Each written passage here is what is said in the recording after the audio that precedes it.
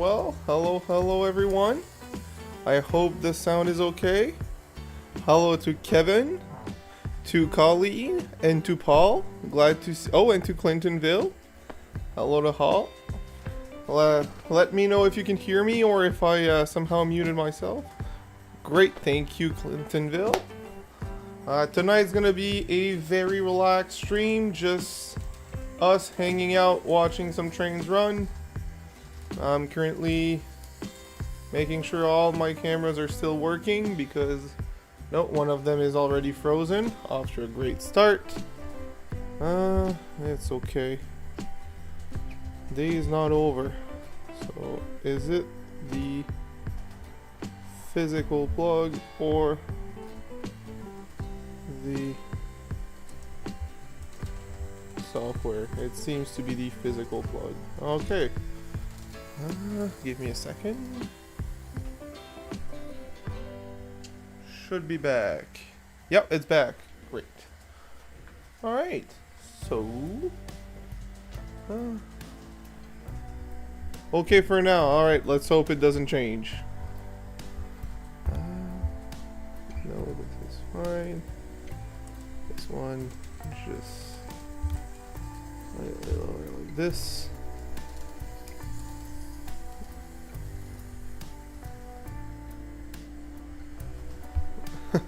I mean, to me it is. After this stream we're going to bed. Well, I am. I don't know for you guys and gals. I'm glad to see everyone here.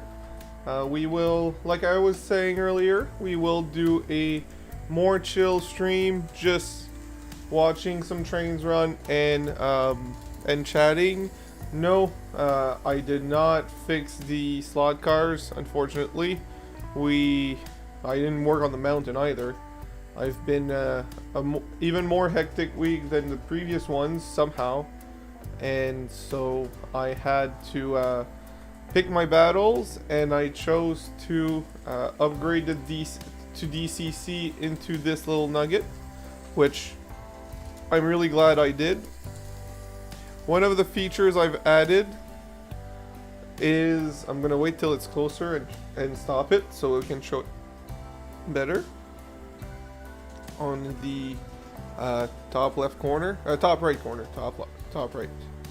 Once it's on the top right corner, we will stop it and show you what I've done for the DCC. So and I blew past it. So as you probably noticed or know me, I am a big fan of having some marker lights. This one doesn't have the white marker lights, just the reds.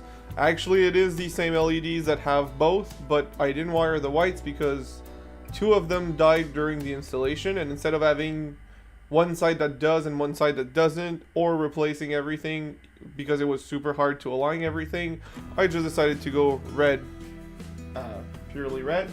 But since this was a 3-function decoder, I also added this. Oh, you can barely see it. Damn it. I'll see if I can show it better than another cam. I added interior lights. To have... I ran out of...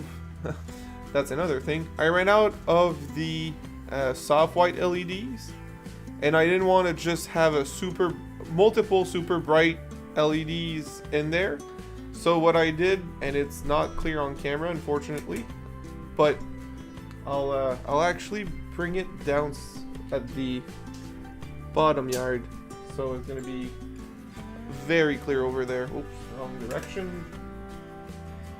So yeah, I added this. I added the LEDs, and instead of having it super bright with 3 bright white LEDs, I added one bright white in the middle, but the two sides, each end of the lights, I added 2 yellow, orange.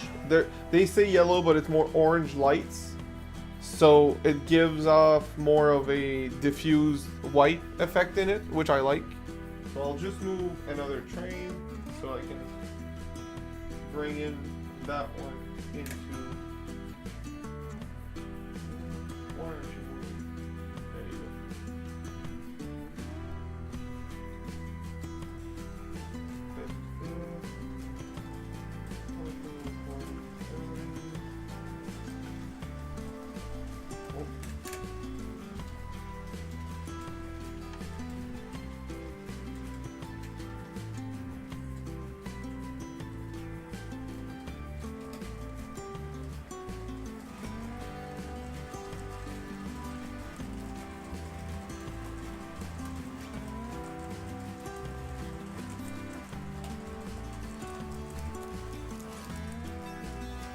So I'm just moving the train so you guys can see it properly. 20,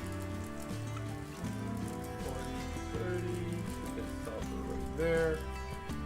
And now we can bring back the RD sequence. 200, no, 6200. There you go. Alright, so it will come down and we will see. I actually will turn it off so that it displays better. So here you see it without the lights. Just backing it up a bit. I said back up. Like so. And here it is with the lights. So as I was saying, hi Raven. So as I was saying, I added these lights in the, I added 3 LEDs in there, 1 bright white and 2 yellow orange to balance it off. On camera, it only looks like 1 bright white.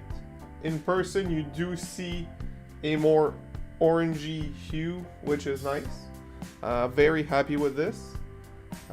Now we will actually flip some switches and run some trains, not just one. Forward, not you. 4497.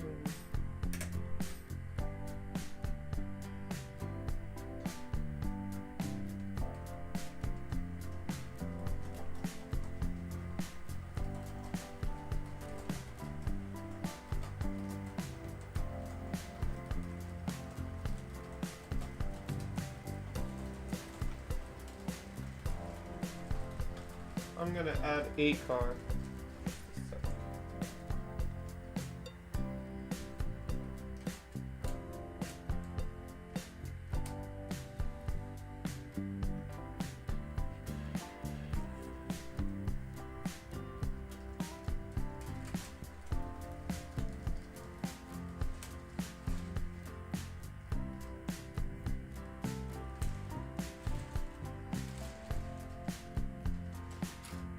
There you go.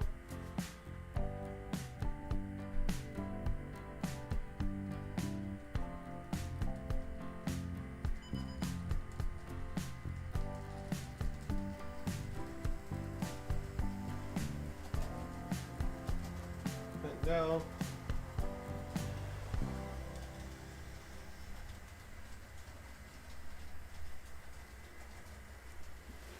all right, so now we're gonna have some trains running. Just making sure nothing hits nothing.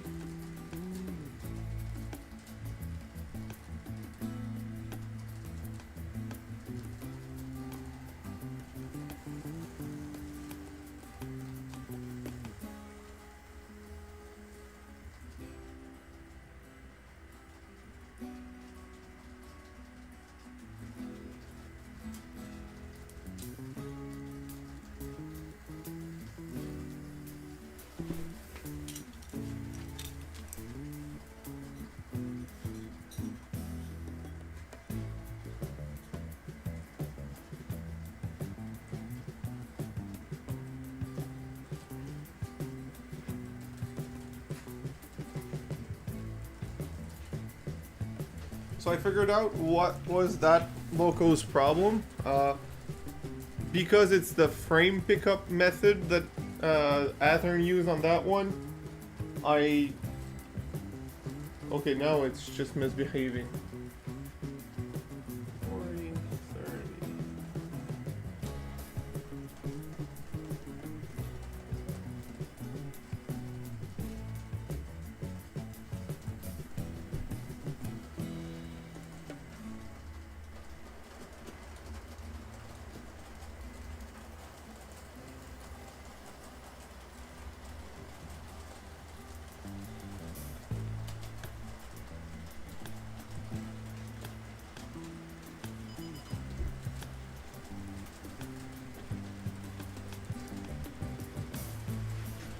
Alright, so I hope everyone's happy with the angles that I put in. I am going to remove myself a lot of times simply to view the corner there, because yes, there are more trains, well, not more trains, but there are another spot to view.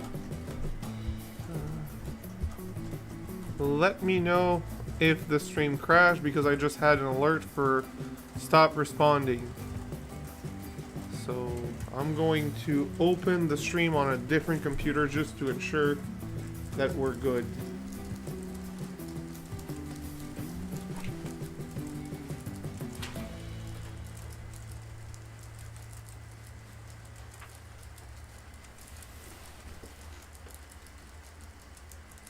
Normally, I would say, do you guys have any special requests for the trains? But so far, we're running a third of my trains at once. So, oh, great, Kevin, thank you. So I'm thinking that we won't need much. We won't have many requests if half of them are running at the same time.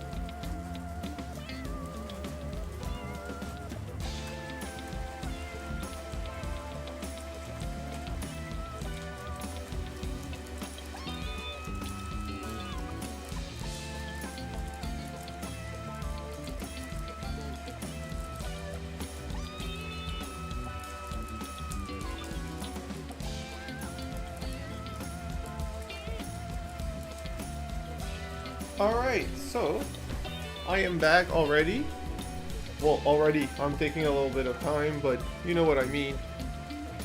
So, does anyone have any requests to run something specific or something different? I will take out the available locomotives. The only thing to keep in mind is if we go DC, both trains are gonna run on the same direction, because, well, right now they also are, but that just happened to be the case, and I can go both ways. And if we do so, also both trains will have to change. So if anyone has any requests, just drop it in the chat. I will absolutely do my best to fill that request. So Paul has a question, actually. You are correct. Actually, I'm just going back through the chat. Looks good, probably better with the lights off in the room. You are absolutely correct. The light effect works much better with the lights off in the room. But the problem is, if I turn off the lights, we will not see properly, because most of my cameras don't like the low light setting. That's the unfortunate thing. What radius are you running for this setup? I have a mix, a bunch, and some random stuff, but the tightest radius that it has is 18-inch in the middle of many curves. I had a vision of what I wanted for a track plan. This is very close to that vision by a good margin. Like, there's still some things I wanted even bigger, but I couldn't fit it in the space that I have. And but to be able to make most of my vision work, I needed to go to 18-inch radius, so in certain corners. So what I did was, what is it called? Just a second. Okay. So what I did, just to make sure that the trains wouldn't swing out cars on the 18-inch radius, is I did easement curves where it starts off at 24-inch radius, and then it goes into a 22-inch piece, and then into the 18-inch piece, then coming out 22 back to 24. That giving that radius the steps into the curve makes it a lot easier for locomotives and rolling stock to not swing out and stay on track even on that tight of a radius. Also, it helps with the looks. They never have too much of a difference in gap in between the cars. So that's why I would recommend doing the easement curves, where you come in slowly and get tighter and finish slower for the radius. And so far it's been working for me. I don't have any equipment that was specifically 18-inch, 22-inch radius minimum. I do have some that's a recommended 18-inch radius. And oh, there's a camera that glitched again. Oh my god, that camera has been the pain of my existence today. There you go, it's back. So for that reason, I am very happy with the results of the track plan. Right now, the only tracks missing are some spurs or stub end yards, simply because I want to park my trains and leave them on track. I don't want to pick them up to move them away. That would be how I run my trains and how I want to work with my trains. Oh my god, why did she stop there again? I'll have to look at the wheels to make sure she's not completely dirty. So that would be the whoops, that camera decided to glitch out. Tonight is not working as great as it usually does. Huh. It's okay, we'll make it work. Why did you quit on me? And you're back. Are you overheating? No, you're not. Bandwidth is good.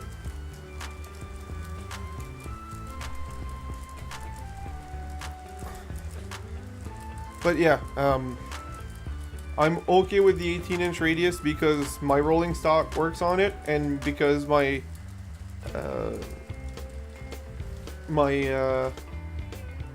okay, this is not okay though. I need to check that engine.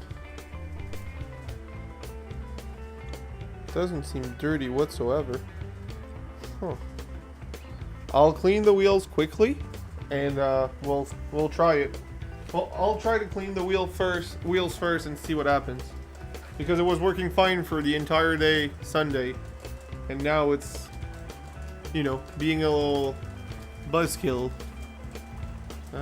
Where could I park these cars in the meantime? Oh well. Because I can still run the RDC.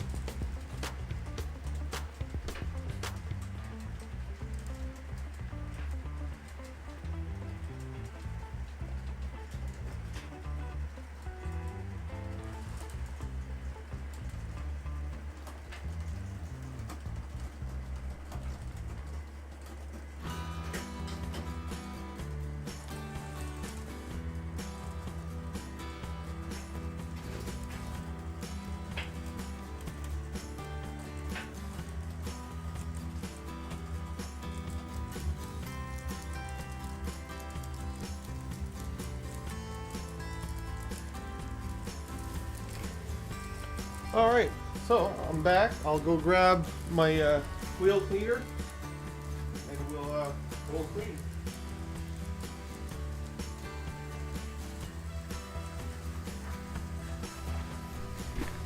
And technically, we can run this the other direction if we wanted to. Do you prefer metal or plastic wheels? Well, obviously for locos it's going to be metal, otherwise it can't pick up. For cars, I prefer metal wheels for the sound, but I'm not going to pay the egregious amount that it costs to get metal wheels on all my freight. I will have to upgrade most of my passenger equipment if I want to put lighting in it, but I will not pay to upgrade my my freight. Good evening, Dave. How are you? Glad to see you here. Tonight is a chill. Oh, I just kicked you guys by accident. Sorry. Tonight is a chill, running some trains and some and also cleaning some wheels apparently, because they decided to be dirty tonight of all time. We will simply do some chat and chill, answer some questions if anyone has any, and also give some unwanted opinions, because everybody loves that. And now I'm going to clean. Today has been extra hectic. Well, the whole past week has been extra hectic. The only thing that I've done for the people who weren't there this week on my model trains, we're adding DCC to the RDC. I know this sounds like a lot of letters. DCC to the RDC. Since I know Dave wasn't there, and I'm not sure everyone else was, who else was here, not only did I add DCC, I may or may not have ordered something from Japan. I'm saying no more till I speak to my lawyer. Are you feeling better? I wish I could say yes, Paul. Yes, in the sense that I don't have the cold anymore, but I got another bug this weekend, so you know, I've been lucky.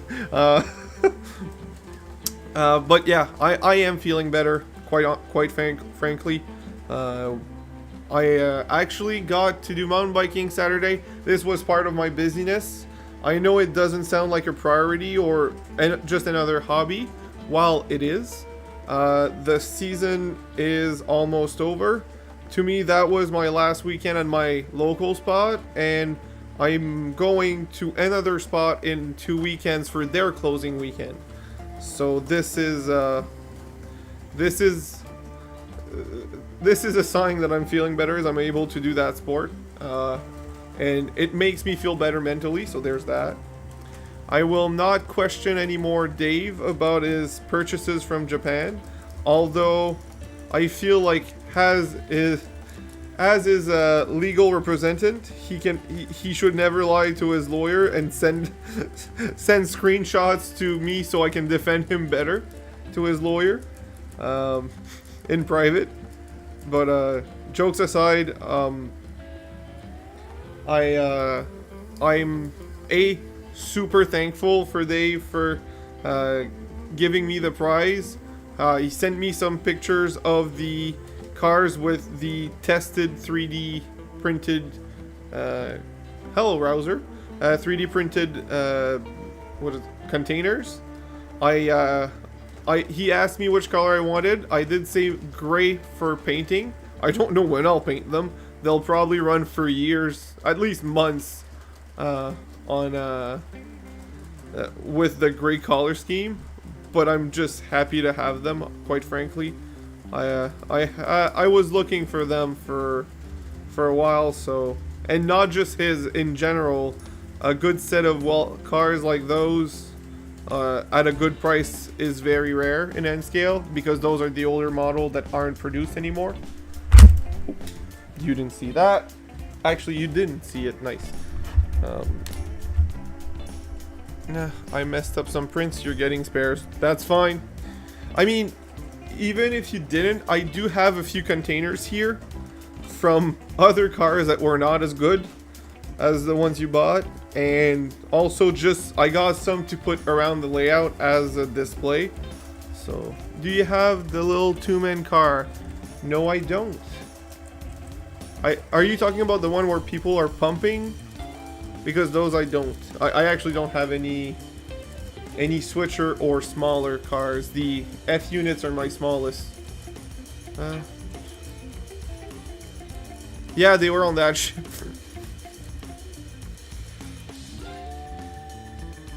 Unfortunately, I do not have those little cars.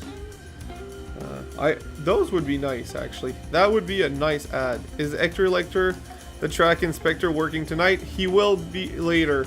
Hector Lecter? Was he the one on the white caboose or the one on the CN caboose? I'm forgetting. No, the white caboose was Fred on the yellow. The yellow caboose was Fred. I mean, they will all work tonight, so they will all have their shift. So there's that. I do like this method of cleaning. Walter's train line for the win, huh? I have one. And missing the other guy. Hey, at least you have one. It's already... Memory doesn't work either. Nice. I mean, in my defense...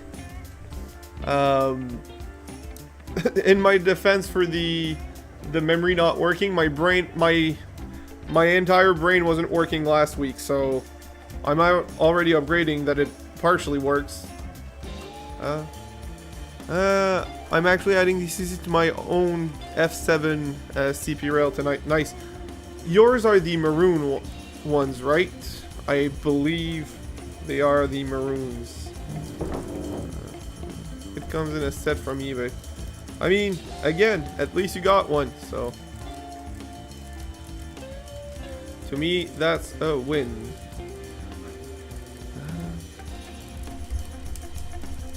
No, same as yours. You might not have seen them yet. I personally don't remember seeing them. Doesn't mean I'm right. Why? Oh, okay. So those contacts are split apart like the girl of the town. They're full spread eagle. Like so. Let's put the clip back on. Just Athearn blue boxes. Okay, so they're exactly the same as mine, because mine is also an Athearn blue box. Is it the blue box mine? Or is it the yellow box, like the ready to roll? I think it's the ready to roll.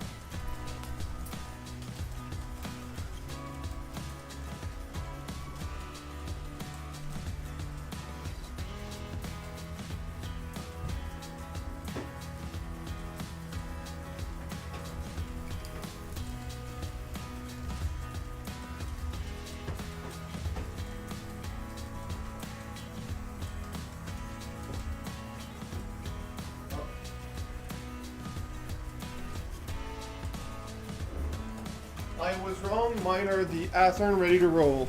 The blue and yellow box. The blue box are the pale blue, right? What a way to install the decoder and keep... Nice. I mean, how different are the blue box from these yellow box? Because mine, I could fit the decoder completely in the back where the door is, and so I could keep the giant wing in the middle. I ran the wires on each side and put the coil of extra wires for the lighting at the front. So maybe I did it wrong, but that's the way I found to work the best for me. But yeah, so that's how I did mine. The F7B in black, I cheated. That was just a drop-in decoder. It was DCC ready. But the ready to roll, this ready to roll was a complete install. So, I'll just go back, put the box back, and I'll be right back.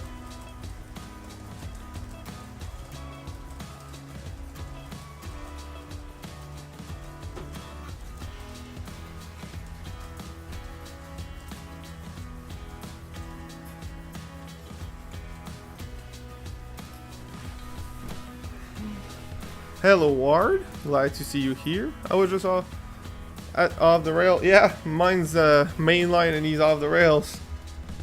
Street life for myself. I don't have a lot of scenery in reserve for the HO scale layout.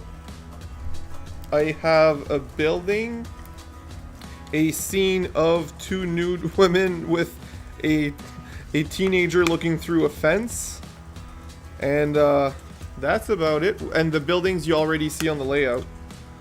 So that's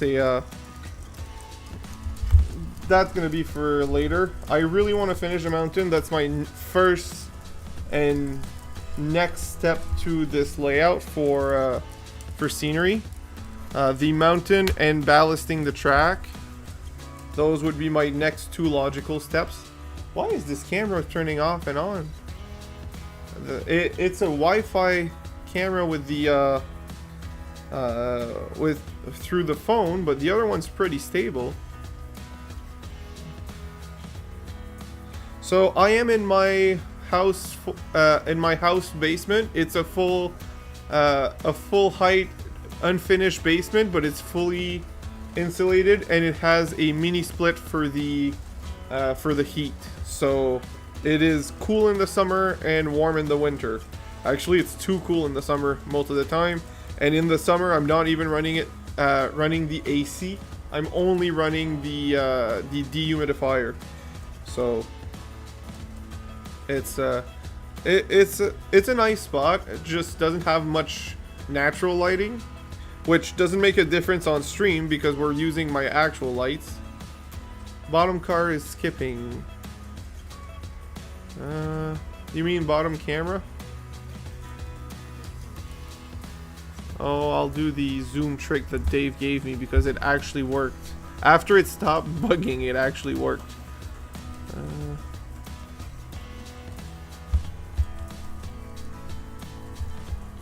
Zoom.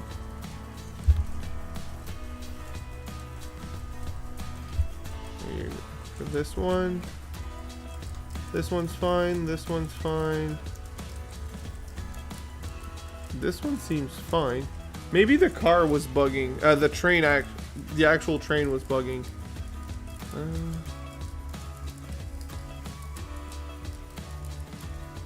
If it's actually if it's the train that's stuttering, that loco, that front loco, has some power issues. The pickups are going through the frame, which should normally work, but it's not great. As soon it loses connection when there's an incline and stuff like that. I really need to dismantle it and add a wire to. I've seen a few stutter. Yeah, that camera's just not so it's the camera, but as I said earlier, that one's not happy tonight. I'll lower the resolution to see if it helps, because it used to be at a lower resolution and it wasn't doing that. So maybe, just maybe, that's the problem. And it bugged because it didn't like the new setting. It should come back soon, and we'll see if it's more stable at a lower resolution. Might be as well. I am not denying that it could be. I am hoping it's not, because the other camera that is also Wi-Fi is not doing it. So, and now I'm realizing that it's not showing up because it's off screen. Oh, there it is. So it wasn't off screen, it was just hidden. There you go. I need a heater in the basement, but I don't have a good place to plug it without an extension cord, and you're not supposed to use those with a heater. So it's true that you're not supposed to, but if you're willing to pay a little bit more money, there's some much thicker gauge wire extension cords. Those are fine, because the problem with regular extension cord is they cheap out to sell at a lower cost on the wire gauge, so it doesn't support the amount of power that goes through them. So who's seen IORY road name locos? I have not. So yeah, Rouser, if you find a thick gauge that has a certification for the amount of wattage that is higher than the heater, you should be fine. So let's say you have a 500 watt heater, actually I think they use they use amps. So let's say you have a 5 amp heater and you find a I can put you a mod, Dave, but I'm not banning Rouser. He's been pretty upbeat with me and pretty nice to me. So yeah, as long as the amperage rating on your heater is lower than the amperage rating on your... No, the camera is still messing. I don't know what's happening with that camera. It's a phone that's actually newer and still getting updates, and it's just it's just acting up, and it's not the other one, so...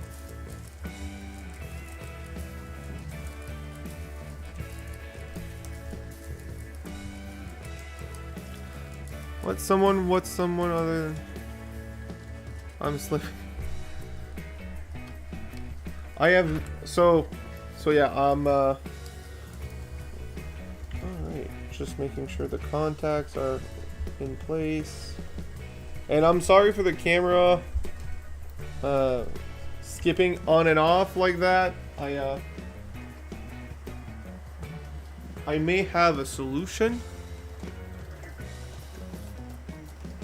Or it wasn't. Yeah, I mean, trains can be anywhere. The only thing is, if you put them in a place where there's huge temperature differences, there will be the track itself might warp and the benchwork might work. So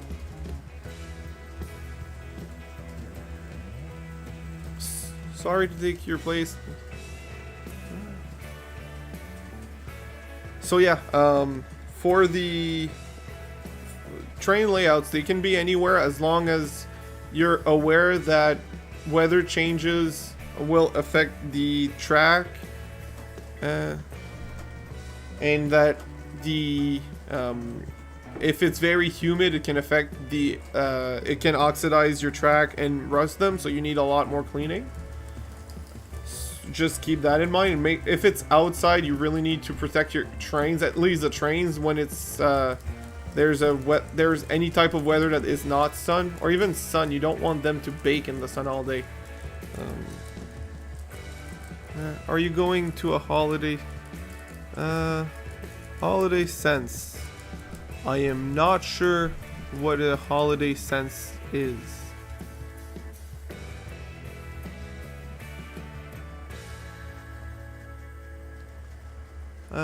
Holiday scenes. I may actually. I haven't planned it, but I haven't planned against it. Not all the scenery is decided. Actually, most of it is not. So I don't see why not. I mean, I could absolutely do it. If people want it, I don't see why I wouldn't. I could put a little holiday section. I'm usually one that puts summer theme all around, even though I like winter.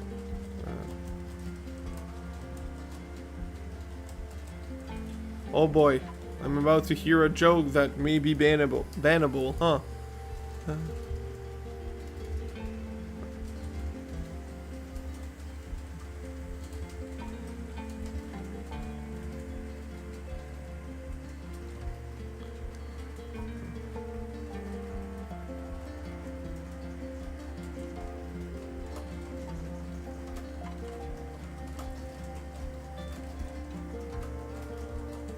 I'm waiting for the answer, Clintonville. I'm not talking. Are we all doing Halloween streams this year? I mean, I've got enough ghost issues and stream gremlins. I don't see why I would put even more. Jokes aside, what day of the week is it this year? I need to check my calendar. So, October 31st is on a Friday. I am planning to participate in watching some streams. I mean, I could do a November 1st holiday. It is a Friday. Yeah. You're not taking...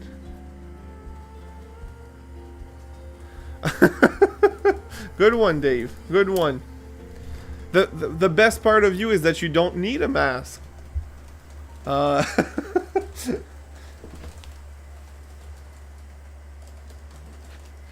But no, I'm probably going to watch yours. I don't intend to do a stream on that Friday. The only thing is, why is it so liquid? What the hell? Did my grease go bad? Whatever. Close enough.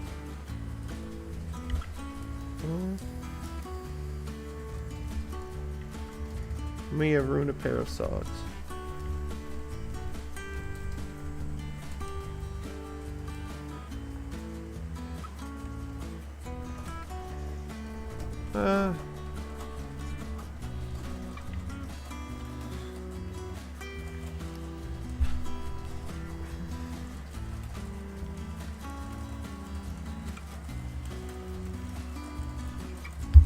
Alright, so this is fine, but this one... Oh, that's why. Not going in because of the contacts.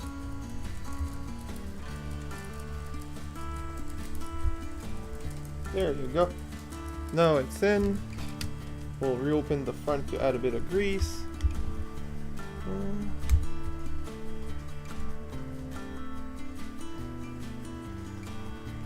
Nice one, Raven. Alright, so this, let's put a bit of grease in the front, and then this one should be good to come back on stream. There you go. I know you guys probably want to see me do some maintenance, but I've decided that my lack of knowledge into train maintenance and also slot car maintenance apparently will misguide people. So I will not show my bad practices that are barely enough to keep my trains alive. And instead, I will simply show what I know is a good method, like the scenery, track work, and stuff like that. There, Kevin. Oh wow, that's a new name. I know, but I think we all have our I know the French word for this, but we all have different things that makes us interesting. Your difficulties and your DCC work is clearly your strong point. That's what most people watch you for. Your scenery work is always amazing, but not frequent enough to be the reason to watch. I'm being blunt, by the way, and it's not a critique. I do think that every YouTuber has a specialty, like something they're known for, and whether it's what you want it to be or not, it seems that people come back to you for your various collection, your DCC installs, and your butchered maintenance. While I'm still building my you have yet to find a reason to watch. See, not everyone have a reason to watch me at all, so that's a good start. But seriously, I like to show my my layout progress, and while my mountain didn't work so great, not that it didn't work so great, it's working great, but I mean, the progress stopped because of timing issues. I do think that scenery and also just slot car running with the trains are my my points of attraction, or what makes me more interesting. Not more than someone else, but what makes me interesting, I should say. My DCC installs where, I mean, I don't show them because they're clearly not done well. I have way too much wire, a lot of electrical tape in some locomotives where it shouldn't have. I've also made a... I may or may not have used hot glue gun to insulate something, make sure it was safe. But I did do a nice wiring job in my RDC, which I absolutely love. The only downside with it right now is simply that it's empty. There's lights in it and we don't see anyone. So yes and no, Paul. This is where I'm gonna have a very what is it called? Not a hot topic, but a unpopular opinion. Scenery, while it takes time overall, that's the one part that you see the most progress out of each hour spent. Well, I mean, it's melted plastic, so it's super useful in every corner, and since it melt at such a low temperature point, I've even used my soldering iron where I would turn it on for 3 seconds so it starts heating up and then turn off, so it just has a little bit of heat, and to mold the glue that was already melted there. But yeah, the scenery part has the most progress per hour spent on it, so I don't think I don't think it's actually the most time consuming, in the sense that the amount of progress you can do in an hour, it's just that every project takes a lot of hours, but you do such a big part when you spend those hours that I think it's worth it. And you just painting it all gray for raw colors, right?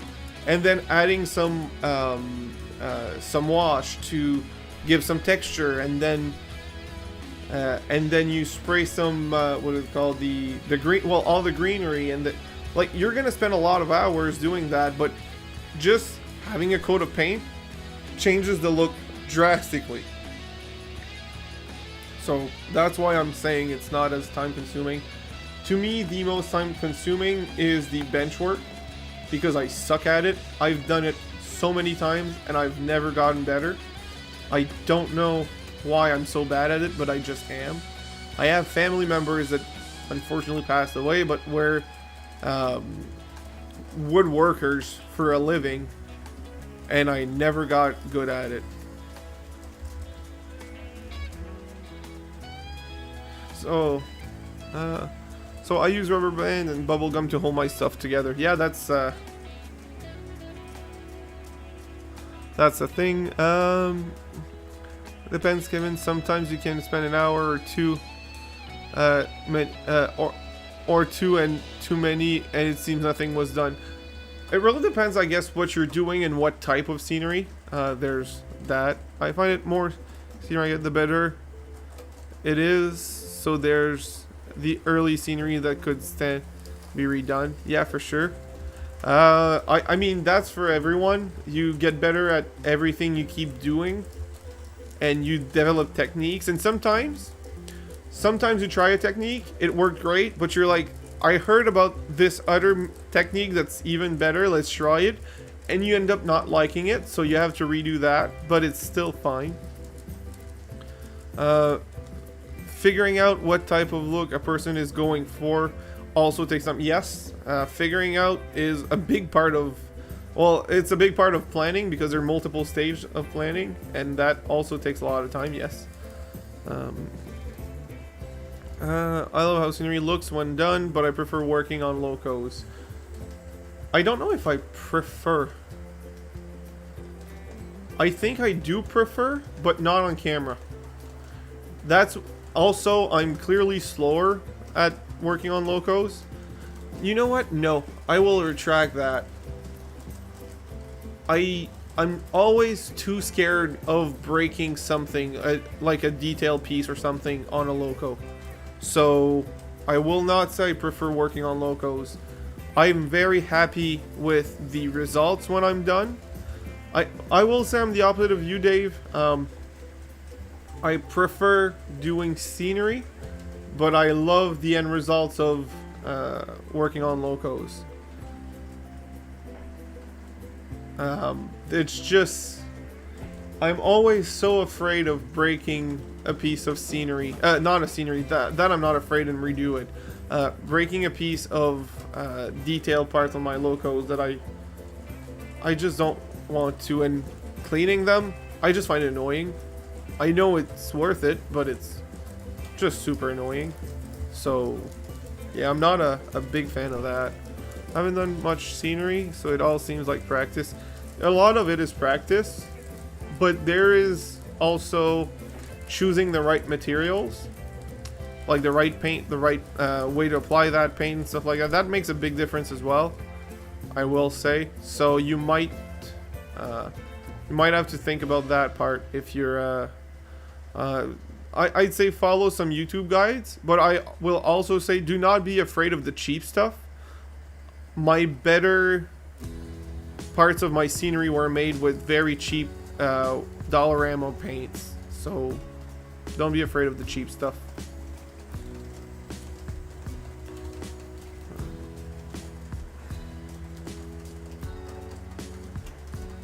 Also, Rouser, you say you tend to spend an hour looking at it but never start. Divide your layout in small sections and work on each section at a time. Makes it a lot less overwhelming and a lot easier to start. When you're like, okay, I'm starting this area and I'm doing this specifically this area, and this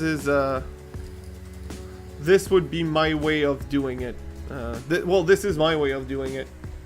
There's some stuff that you plan ahead, like, okay, you want a train going over a certain section in a bridge. Okay, you'll have to plan that ahead. Make sure your track works align. But other than that, it's pretty much just do a section at a time and have fun.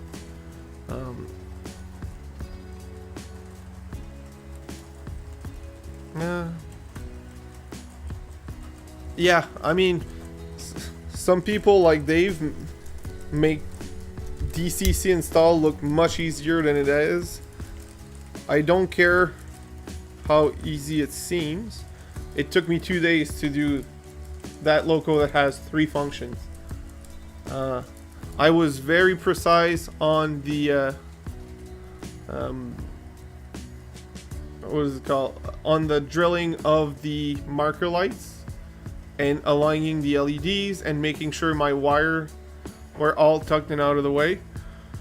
And I'm happy about that.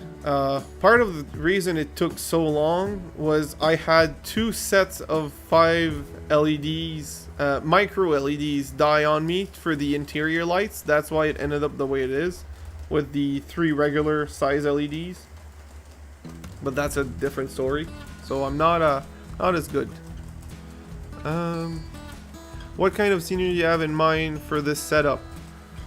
It's very broad. What I have in mind.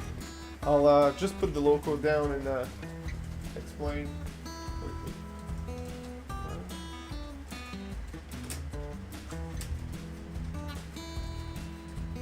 I guess I just picked it up while it was running. Okay. I'll let it do its thing. I'll put some cards behind it later. I just want to make sure it still works.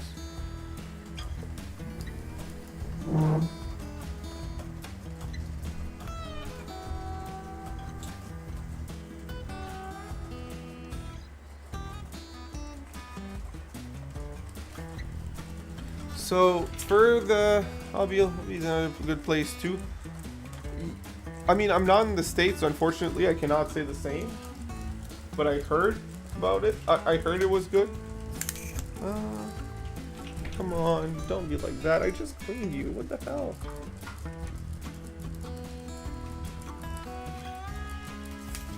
But yeah, so to answer the question of what do I plan for scenery, of course, there's a lot of mountainsides, but mellow mountains, not steep mountains with rock faces, more mellow mountains. I want a little bit more urban area in the what is the top left corner camera. Hi, Jeff. But other than that, it's gonna be a lot of mountains.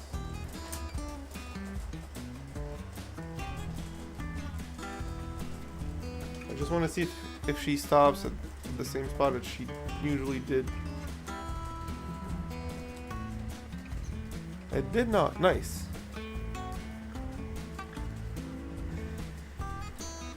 Oh, family. Do you like Steam? Do you mean Steam the gaming platform or Steam the Steam engines? Because those are two very different. Actually, they're the same answer, which is yes. But two very different platforms. Steam engines. Yes, I do. But not enough to pay ludicrous prices. I would need to find some good deals like Dave does with his Montuas. I think it was Montuas. Yeah, Montuas. We talk train only here. I don't know. Sometimes the conversation steers away very much. So I've got to step aside for a bit. So yeah, for the scenery, other than the I guess the two top left cameras where I want to do an urban area, the rest is going to be mostly mountain. Mehano, thank you. Thank you, Dave. Other than these two top cameras where I want to do a urban scene, the rest is going to be all mountain areas with some sightings. So, oh, and if I'm doing Steam, I prefer the smaller Steam locos. None of that big stuff. I'm not sold on these big engines. They take so much space. Other than the Rivarossi, the big boys are hard to turn.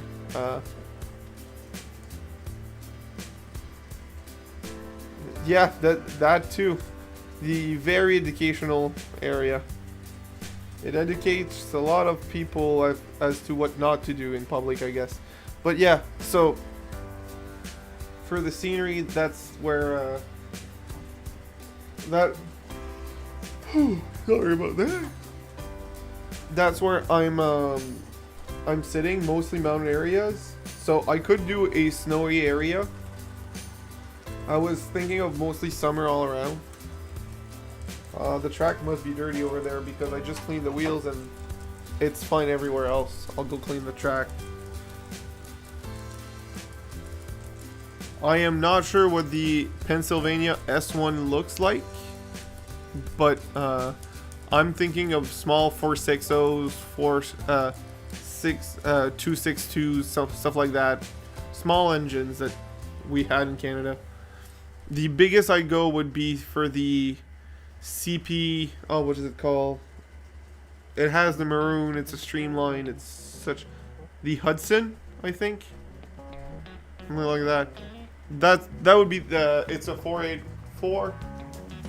Beautiful engine. I forget its name.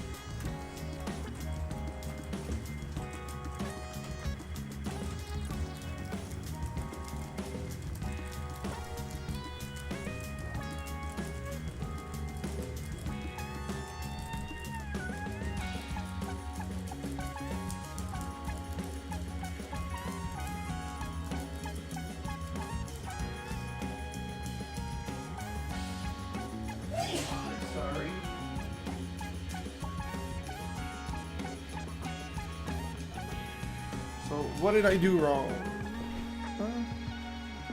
Thoughts on Walter's loco? Good, bad, A. For diesel engines, great. For steam engines, no idea.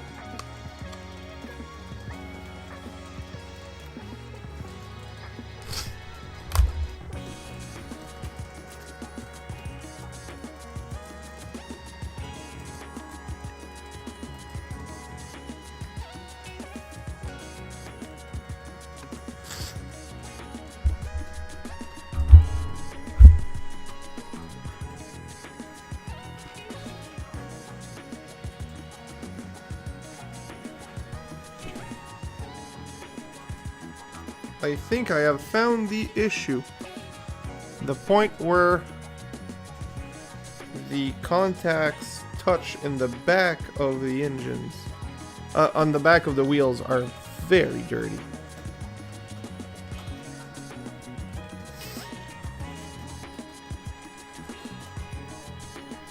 I'm wanting a decent loco diesel with sound. I mean, in HO scale, Walthers or Athearn, you really can't go wrong. They're both great. Atlas, I haven't tried much. Cardos are also great. Trying to think. The modern Bachmann stuff, if you get their fancier diesel, they're decent.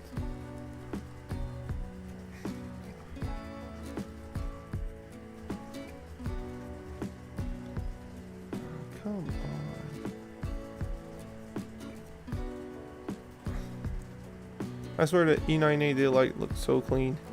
Yes, yes, it does.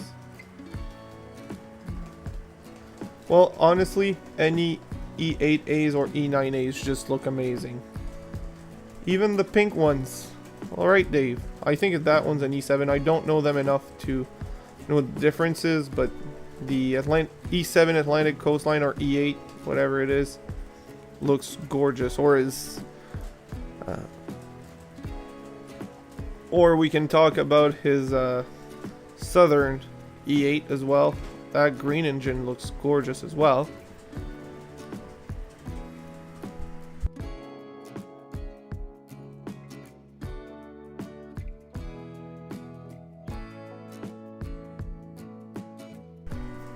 Alright, I'm back. So that would be the I struggle with working on half of the F7 units because they come with those pancake motors, and I struggle with pancake. It really depends which one. Those are more the Bachmann. The pancake motors haven't been around for a while. The older Bachmanns, the older Model Power, those would be the one with pancakes. The modern F7s or the Athearn blue box ones don't have the pancake motors. Those run great.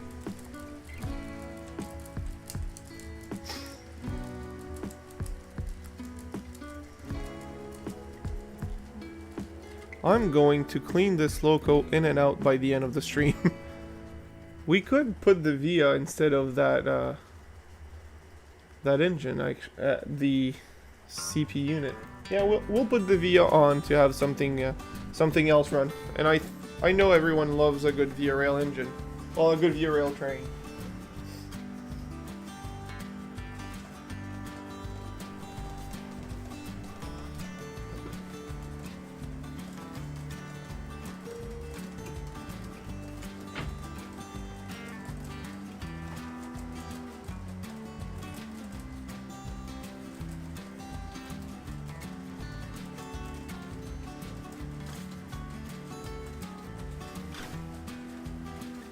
I do like the VS. Yeah. I'm pretty sure. I think you mentioned it once before. I'm not sure, but I think you did. Oof, these wheels. Are they? No. You don't have an old steam loco. None working. No, I have one non-working, but I don't have any working. And at first I wanted to clean once or twice. Yeah, Colleen. I know I wanted to fix that one, and I still would like, but at this point I'm more thinking of putting it as a display on the layout. Alright, I can turn it on. Flip the turnout.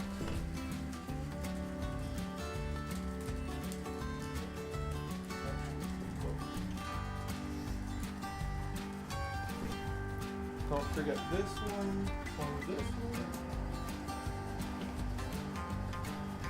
one. And send it.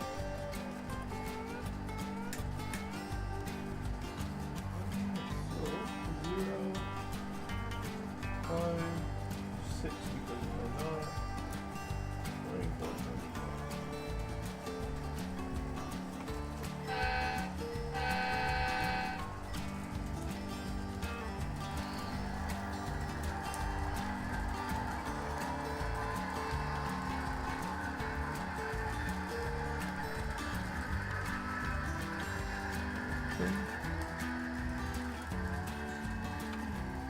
No, those are big.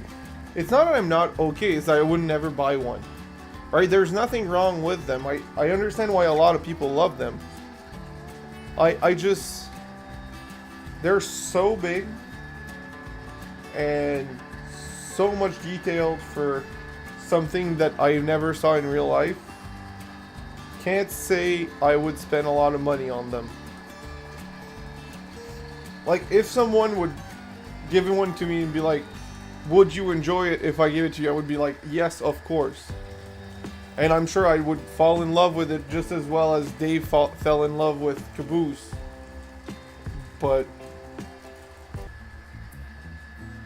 It's back!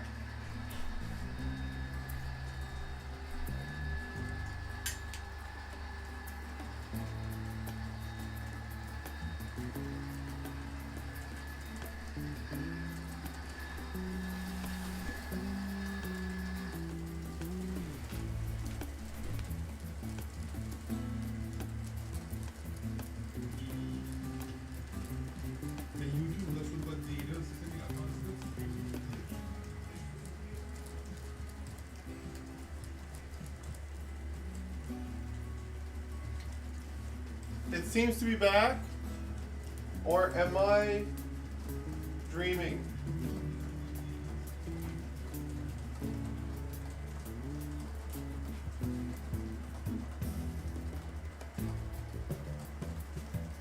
It seems to be back.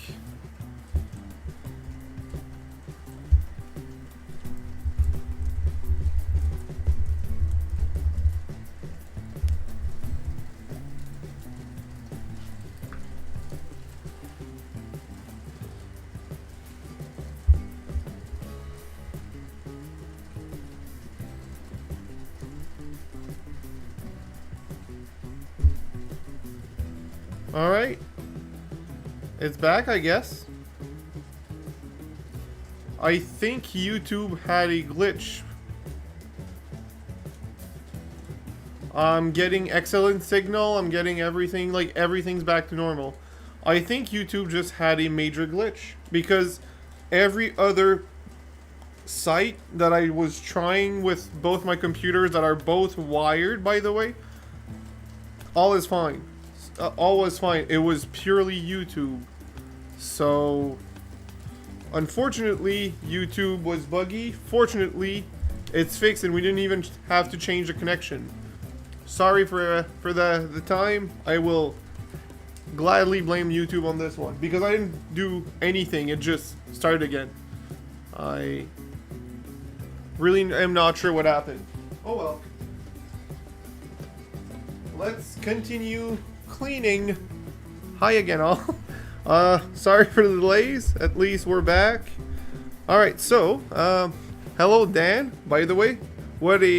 I think it's Dan, the good luck charm, because as soon as he came in, it started working properly again. But, you know, the issue seemed to have been with YouTube itself, because everything else was working fine on my side. And my streaming software was fine, the cameras were working, everything was stable except the YouTube connection. So YouTube had an error. We are back. I'm glad I'm not the issue. I'm glad and I'm not, because if I was the issue, I could find a fix. When I'm not the issue, I can't fix something that I'm not the issue of. Right? If you'd say, oh Kevin, the issue is you're using this setting or this configuration, you shouldn't use it because it causes problems, then I would fix it. But since I didn't change anything and it came back, it means that I'm not the issue, which again, the biggest downside of that is that I can't change anything to make sure it doesn't happen again. It's on their side.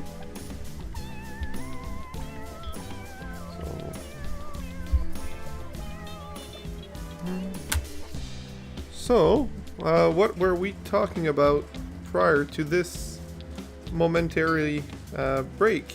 Mandatory break. Let's call it a mandatory break. Clean this wheel? I don't think I did. Oops.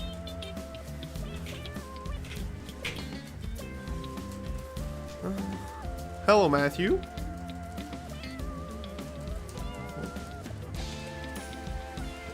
You know how some jobs have mandatory breaks? That's what we had. YouTube had a mandatory break. They were like, yeah, you're not going to stream too long tonight, so take a break. Hi, Drew. Wow, a flood of people. You guys just came in at the right time. All of you. Ever since Dan came in, everyone's coming in at the right time. Whoop. I need to fix something. 40, 30. Stop.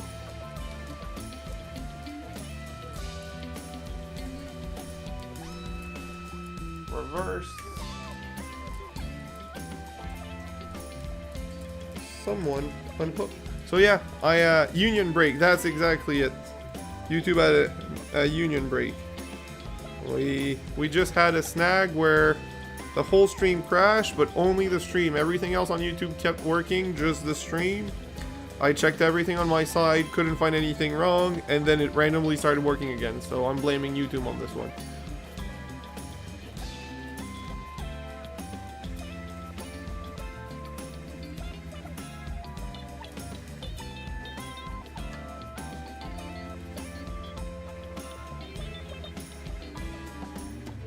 Will we have a successful coupling?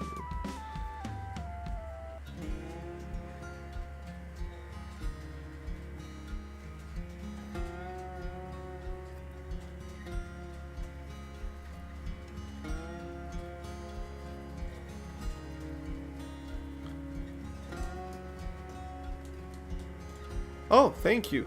Well, I mean, even if I'm just in the background, having you there helps me in it. Anyway, so any viewer is better than no viewer, so I'll take it. I hope you're enjoying the game. I actually never played it. I remember all the hype around it when it came out on PS4, and then it had a huge issue because it wasn't ready at launch. And then I didn't hear about it for years. And then it randomly became popular again. And I just haven't been interested. Just finished work for today and I'm gonna put some steak on the barbecue. Put one for me, Dan, please. I'll take one. There's... steaks on barbecues are just so good.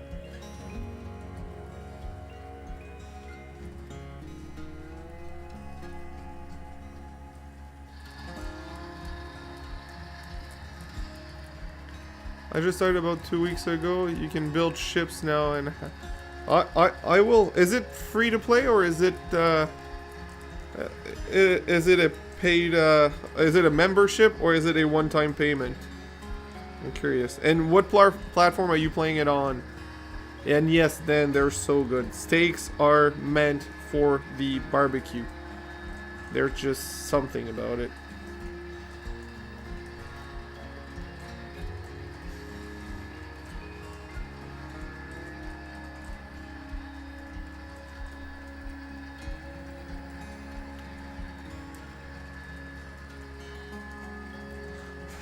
I do not have Game Pass actually, but good to know. I'll check with one of my friends They often have 1 month free Game Pass trials or whatever that comes with their stuff.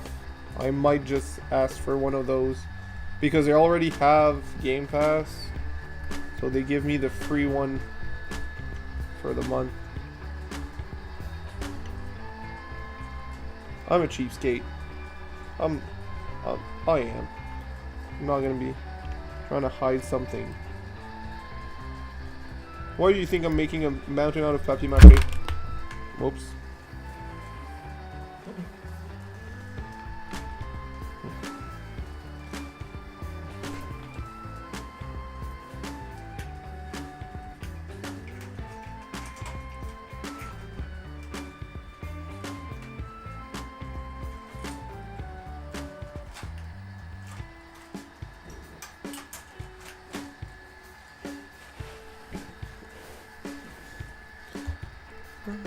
Pan fried in butter, you always better than the grill, just saying. Yeah, well, filet mignon and steaks is two different things. You can't, that's apples and oranges, man.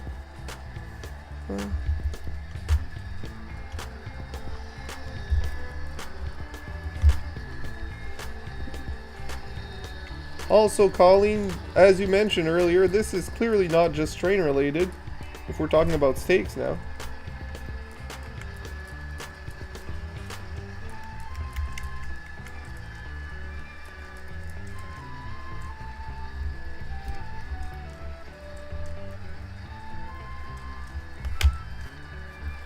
Am I in it properly?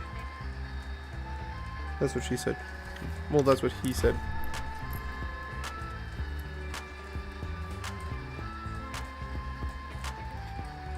I think I am. Yeah, of course, but, you know, sometimes you just want to sit back and relax on the couch, so the Xbox not bad for that.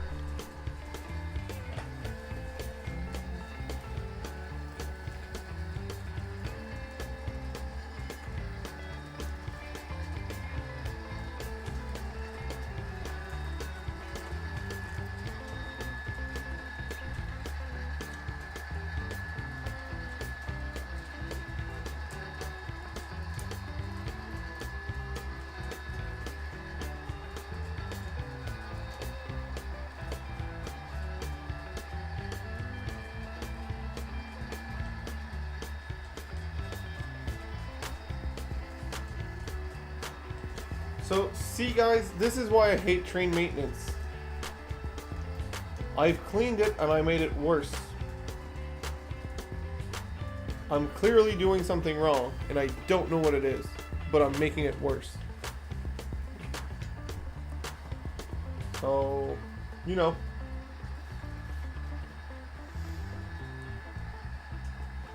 I'll do someone's scenery if they clean my trains regularly for me.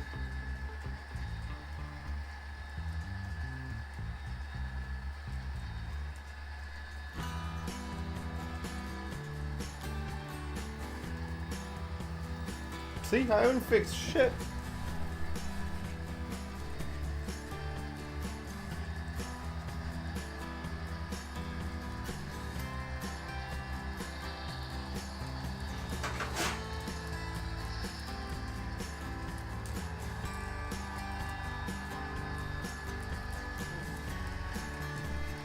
I'm hearing some rattling in it, so it sounds like I may have knocked something loose in there. Which is not good usually. You don't want something loose inside a locomotive.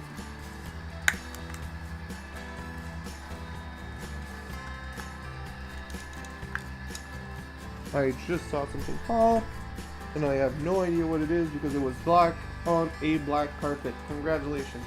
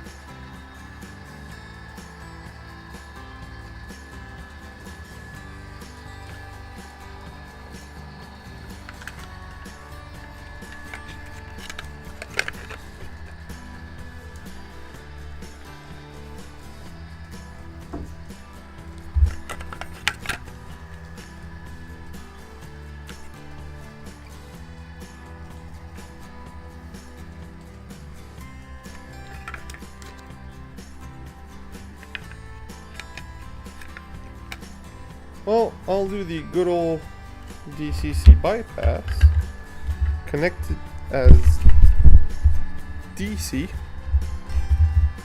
and see if it still has issues. I'm assuming it will, but no guarantees.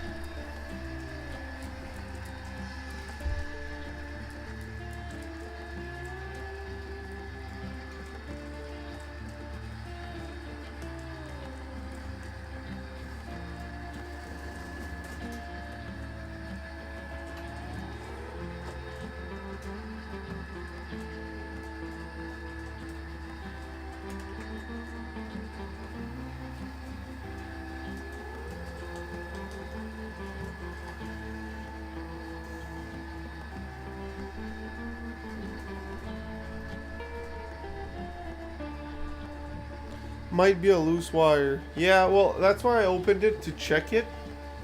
I don't see any loose wires in there. Especially since it's always at specific spots on the track. But you never know, right? So I wanted to open it to check.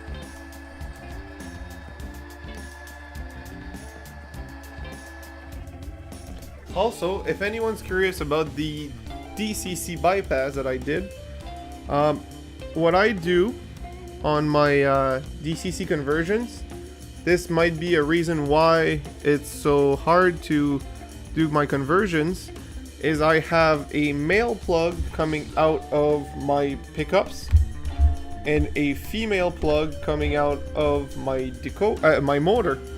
That way I can unplug the decoder from the motor and from the track and run it as DC. It doesn't have any lights that way, but I can run it on a DC setup. And by having different plugs like this, I make sure that I don't accidentally plug it the other way around and burn my decoder, but also allows me to plug it in as DC. Not something you need to do. You absolutely do not need to do that. I just prefer to do it for that reason. And for the reason of being able to test stuff. Your mileage may vary, and it's not necessarily a recommended thing.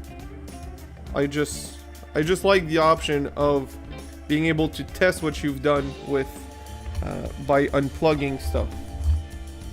And I'm just a tinkerer that likes plugs when I can. Alright, so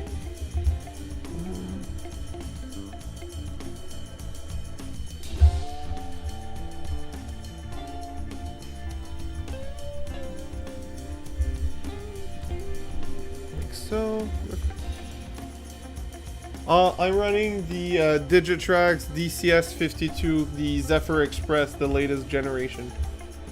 Got it on sale at Kingston Local Works a little while back, earlier this year. So, and this loco has a Digitrax decoder in it, but I know both the decoder itself and the DCC system are stable and great. It's just either my track or my contacts on the loco. I will not completely close it just to test it. Loco 4497 loco.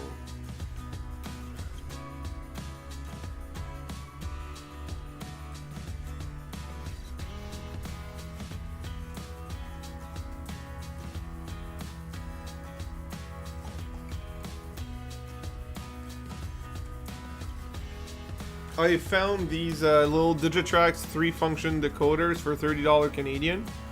I thought this was a good deal for a known brand decoder, and I've been very happy with it.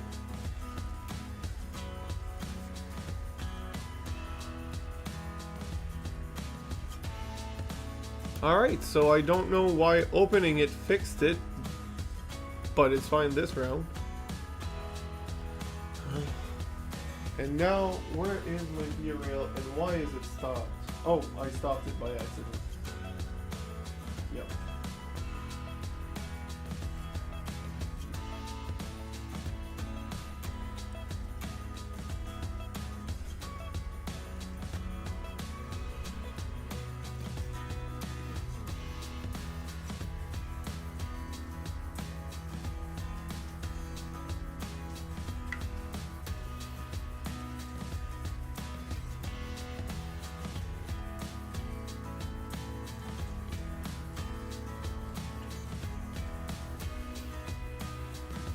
So what's a 3-function decoder do? Well, it's cheap, it makes your DC loco work on DCC, and has 3 light controls. It's that simple. That's the whole thing, right? When you do simple DCC conversions, you don't have a lot of functions on your engine, and unless you're really good at detailing your engine and putting all the bits that you can think of, you probably will not use more than 3 or 4 function on your engine, or even 2 sometimes, front light and rear light. So a cheap but reliable 3-function decoder is usually the best bang for your buck you'll ever get, which is what I got with these Digitrax decoders. This is also why I tried the Lay's DCC decoder, the Chinese ones. They were cheap, had a few functions without having too many functions for no reason. Perfect for decoder, for converting older equipment, which is what it did, and it's working fine. F7 is the issue. Yeah, exactly. Well, some people like me, Dave, are special and drill holes on their shells to add red marker lights or white marker lights. So technically, some people are weird like me and add more lights than it should have. But in general, yes, the F7 would be the best example for that.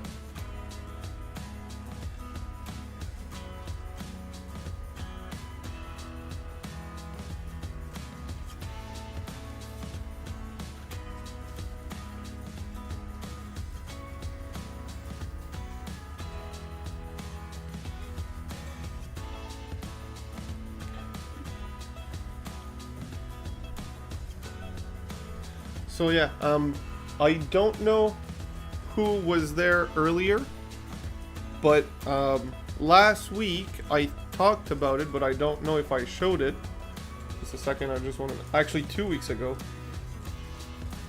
Yeah, it's fine now. Alright, so I'll be able to use that also again today. So last week I got myself, 2 weeks ago, I got myself this beauty. The colors aren't great, but I'll show it here. A beautiful Bud RDC from V-Rail. Love that that RDC. I was about to say that engine or that car.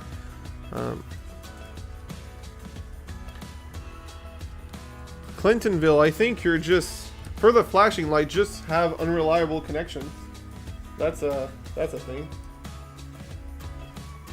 So I'll remove it for now, but not because we're not going to use it. It's actually quite the opposite. So yeah, I got this little unit that I absolutely love. It looks great, it runs great, but it was DC. So I had one, well I had two, but only one 3-function decoder left. I installed it in it, did my wiring trick where the marker lights are also controlled by the headlights. It's the easiest way to have everything wired without running out of functions. And once that was done, I decided to use the third function for interior lighting, which that gave me issues because I did 2 sets of 5 micro LEDs in series without a resistor because of the voltage. It was oh shit, I think I put it on the wrong side of the resistor. Anyways, 5, and both of them blew up or died. And or was it with the anyways, I tried putting 5, I tried with a resistor and without a resistor. They were working fine, and then they stopped working, both sets. So instead of fighting them, I decided to install regular LEDs that slightly stick out.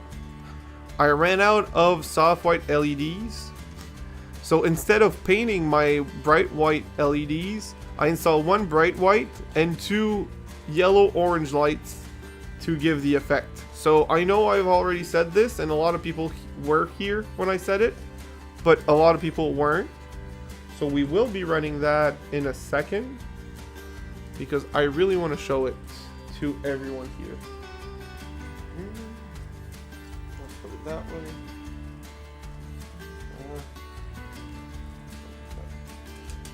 Oh, I got the short. My bad. So we'll go 6200. Yes.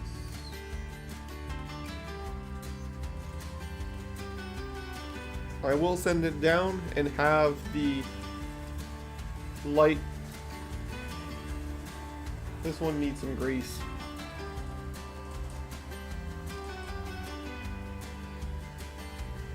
For those who haven't seen it, I want to show it up close at the bottom camera.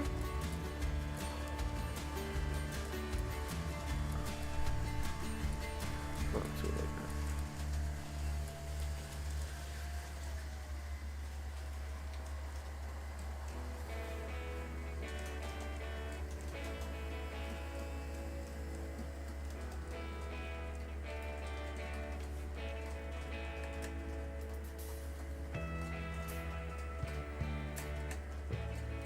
As you can see, this is a lifelike RDC. I don't know which version. I don't know enough about them. I installed, like I said, the marker lights and headlight. And separately control is the interior light. It seems pretty bright white here, but believe me, it's not that bad in person because of the 2 yellow lights. And off she goes to get some grease in her gears.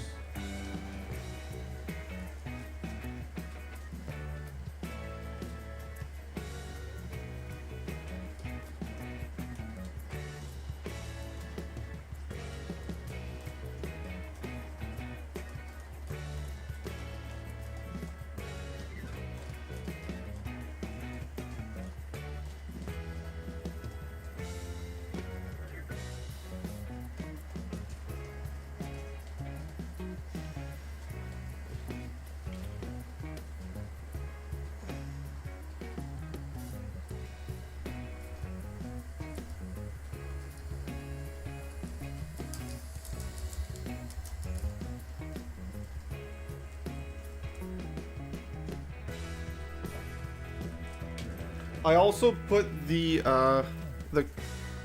acceleration curve a lot tighter, like a lot quicker than the regular. Can this one be open from the bottom? I don't think it can.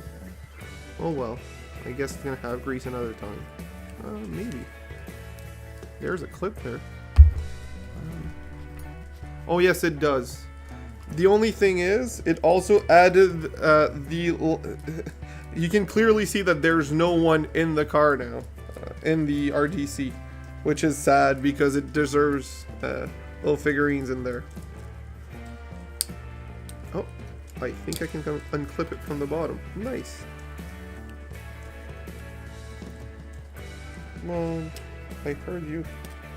Unclip.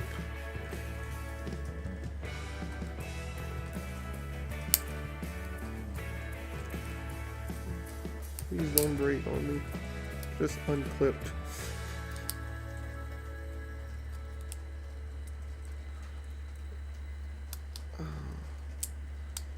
You really have to be like this. Come on.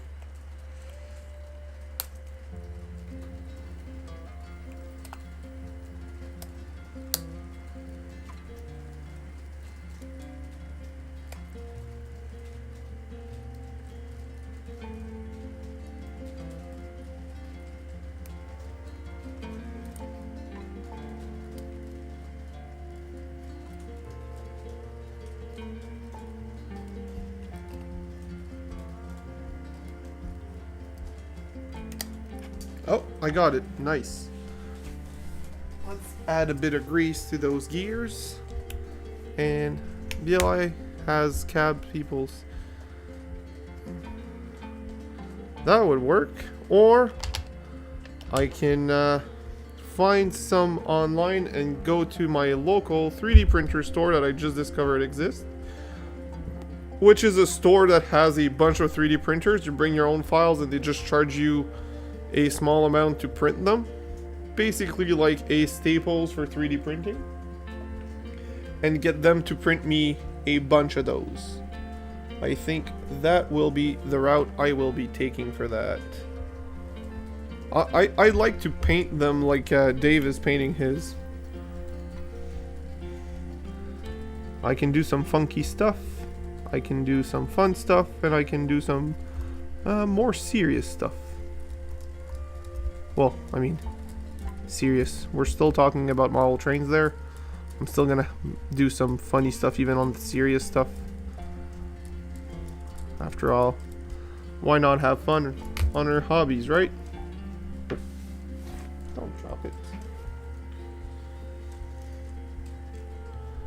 Alright, so this goes in here like so. Clips back. Is it already clipped? Yeah, it is. Nice.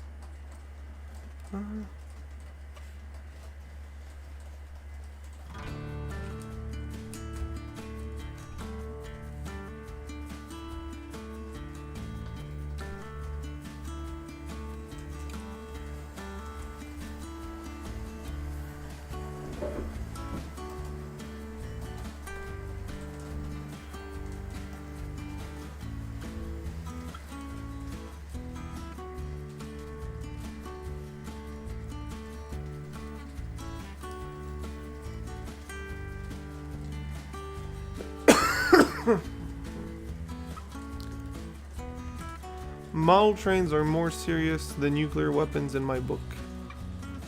I'm pretty sure it was a Dan there. Model trains are more serious than nuclear weapons in my book.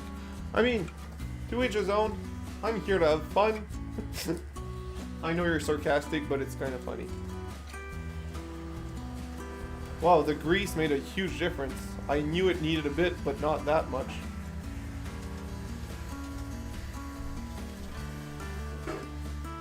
And when I say that much, it was the amount of need, not the amount of the grease. I did put a lot though,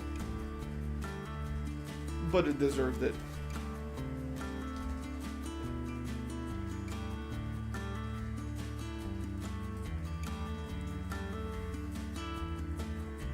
I really, really, really like that RDC. It's my new favorite. Look at it. Just look at it. Even without the lights, it's still gorgeous. Like the interior light. I can change direction and it changes the lights. Again, where is Jim E when I want to talk about something that he likes? Look, Via over Via.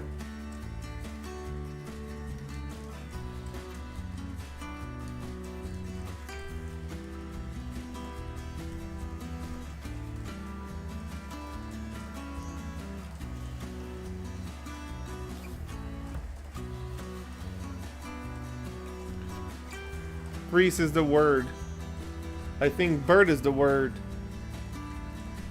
Not to,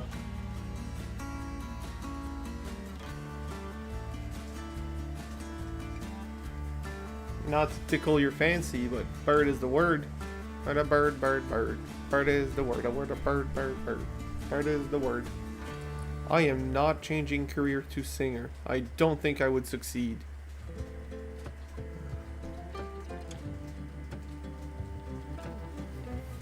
I just received a private message on my phone.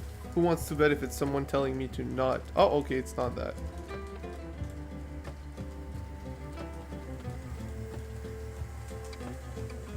I was expecting someone to message me to tell me not to become a lead singer. Again, Via over Via. Yes! As it should.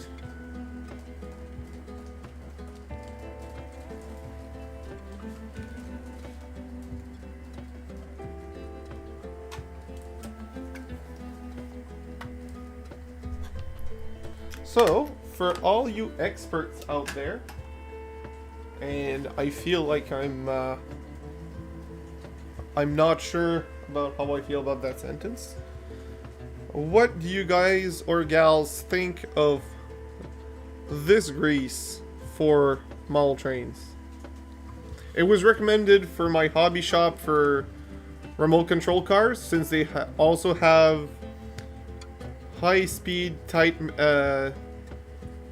clearance plastic gears. The hobby shop said this, which he didn't even sell it. He told me to buy it somewhere else, basically. That this would be his recommendation because that's what he uses in his stuff. It's Permatex high-performance synthetic grease. I guarantee you, the hobby shop was right. This stuff works amazing in remote control cars. But the question is, am I destroying my trains by putting that in my locomotives? My trucks, to be specific, where the gearing is. It's made for plastics.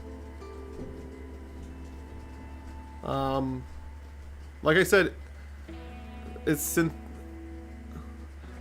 yeah, it's safe for plastics. It's been working great in all of the RCs I've put in it. So it was a $5 bottle at Canadian Tire.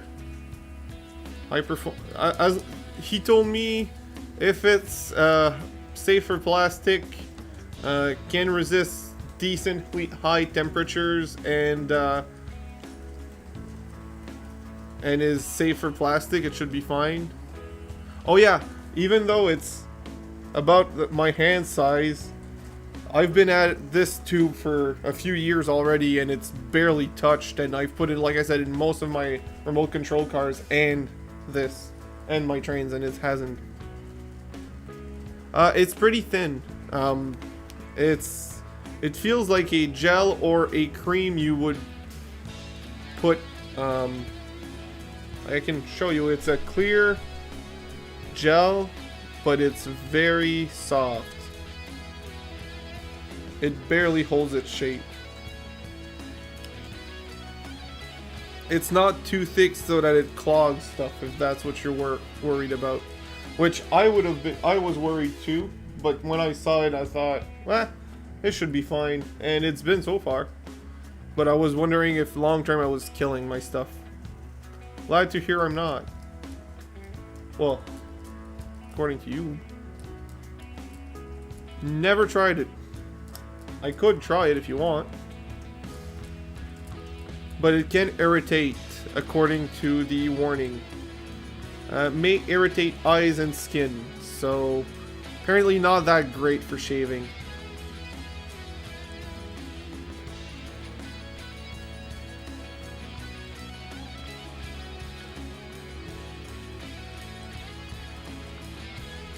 I hope that's what you meant, Rouser, and I didn't just fool myself into thinking it's... Oh my god, that would be so funny if you didn't mean this type of shaving. Oh my god.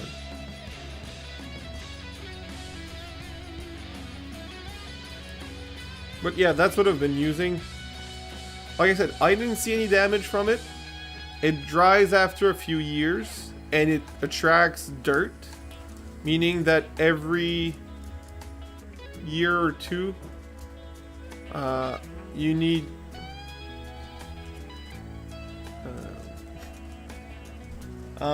okay, good. So yeah, every year or two, it's almost a good thing to clean it out and put some new ones. Hello, hello. But, I mean, it's been working fine,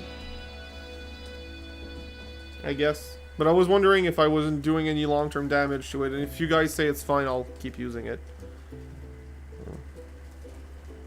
I'll be right back.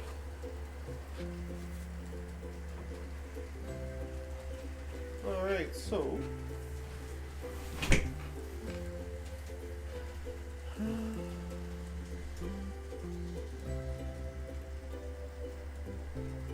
I will do some train changes. I will put back the little CN engine for the inner loop and keep the VIA for the outer loop. How does that sound? Isn't RC car gears way bigger than...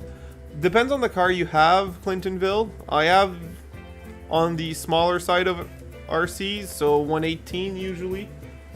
And those 118 have very similar gears to model trains. They're still slightly bigger, but depends on the gear, right? The differential gears, those diffs have the about the same size, and they have a much worse living condition. They are getting beat up at high speeds. Those 118 and 116 cars, they are running at about 30 miles an hour. My trains are not doing 30 miles an hour. And it's taking it. I will look for that, Gaetan, thank you.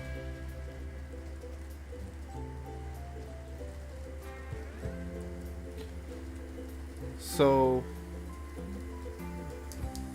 I rebuilt a few diffs for my RC cars, and those 118 diffs, they are absolutely geared, have absolutely small gears just like this one.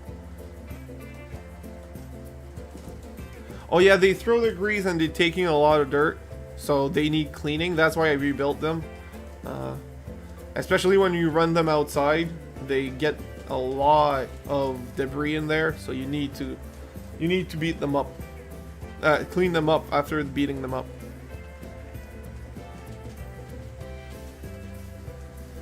Let me call Tim Taylor. He will bend for one of my locos 50 miles per hour. I don't mean when I said 30 miles per hour, I did not mean 30 miles per hour scale speed. I mean actual speed.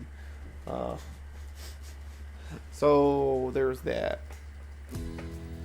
Alright, so we will do a train change, which means we're gonna put the CN back on and keep the Via for a little while.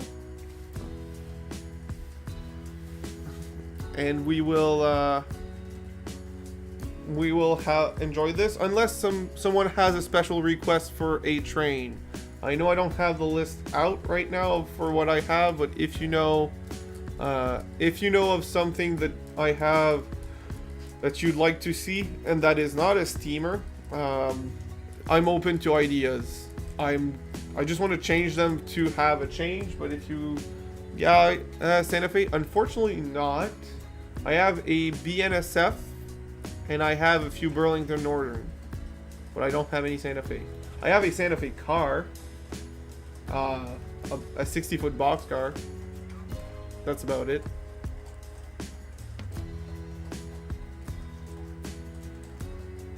I do not get the tool time reference.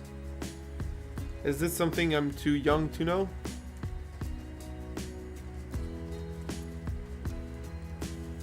Burlington Northern. Alright. I will go pick one out and we will switch to DC. That means we will put the beautiful E8 on the track.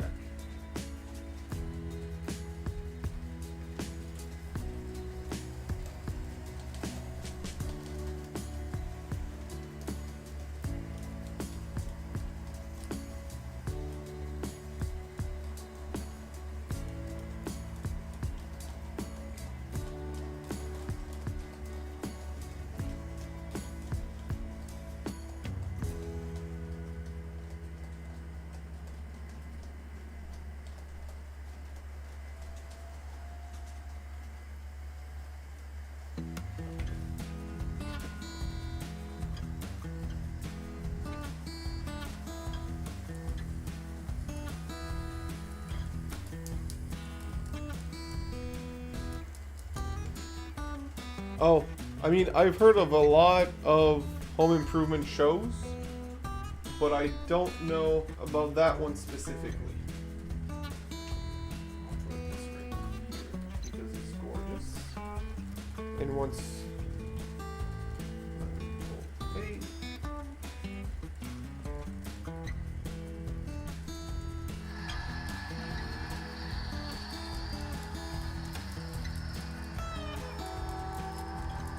I don't know about that one specifically,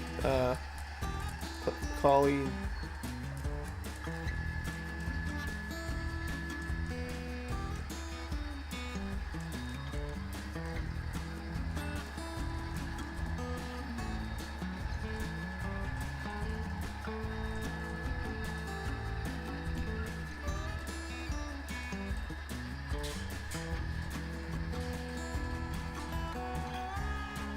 So, you know what's funny, Rouser? I'm starting to get that feeling as well. I might be a youngster to you at 30 years old, but I'm working with a bunch of 20 years old, and they do not understand half of my references. I didn't think that was enough. Hello, Christopher.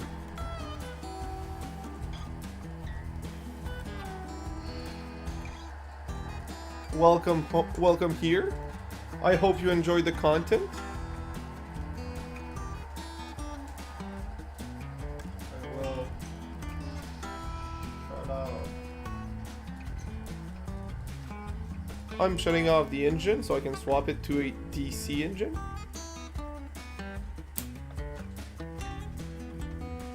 Yeah, I'm realizing that, Rouser. That's the unfortunate part.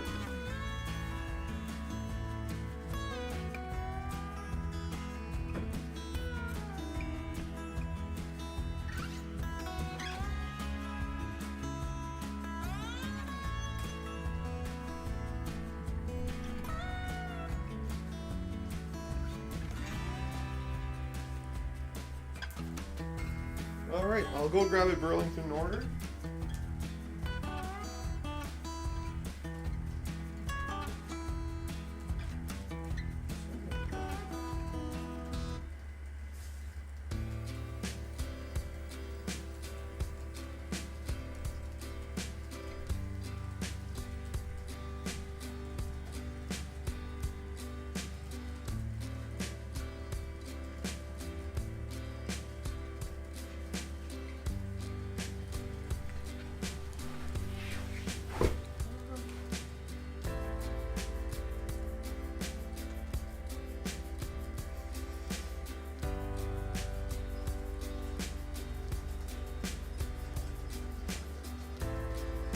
So I found, this really makes us feel old. Friends first air over 30 years ago.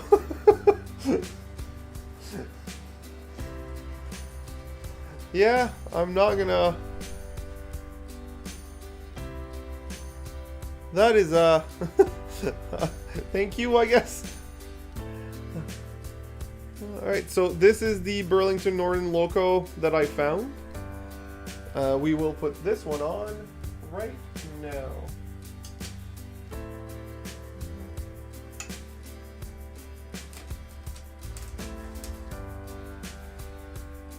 You'll just have to give me a minute so I can remove. Actually, I'll run the V-rail in the meantime.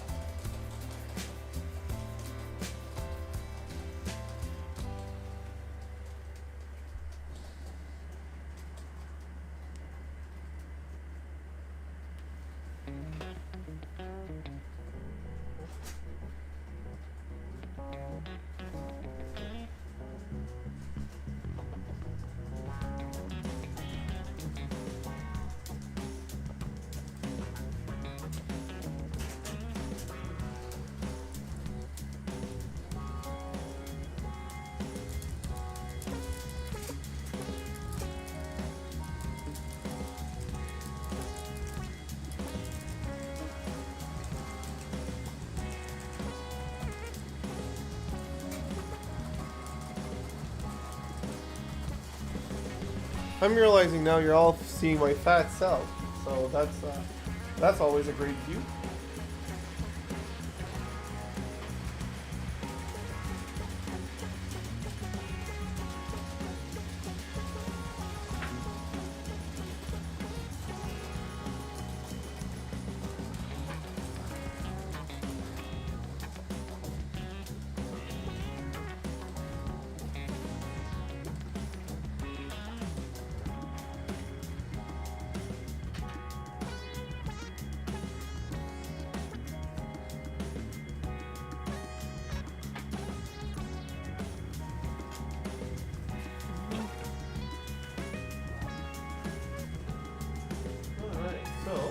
Since someone did say they wanted a Santa Fe train before saying Burlington Northern, I will put my Santa Fe boxcar on that train, just to give at least a bit of what was requested. Afterwards, the next train pick will be by Christopher, as it is someone who hasn't messaged yet. Well, other than today.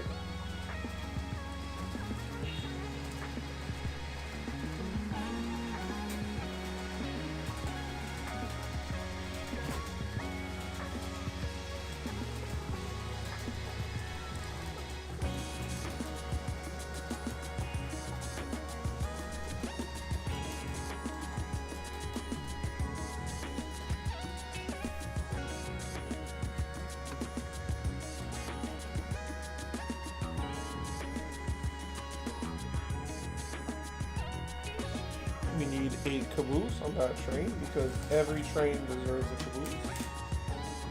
That is one requirement that I have. Well, maybe not requirement, but at least I try to have a caboose on every train. Southern State Railway, hello. Well, welcome here. Oh no, don't say that, Clintonville. GEs are new. They're not 22 years old. You can't say that. That stuff... You can't say that stuff around here.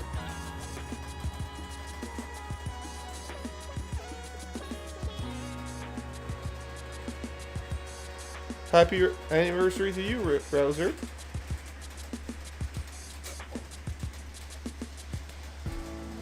Alright, so... For cars, other than these two, we need more freight, because that would be a boring train with just this. What could we put? We can put a container car. Because it looks nice.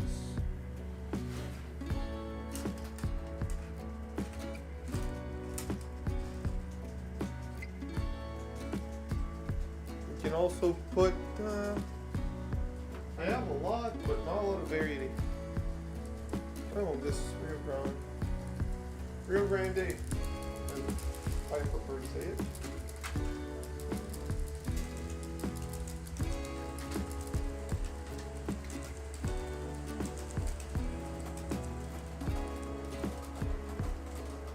And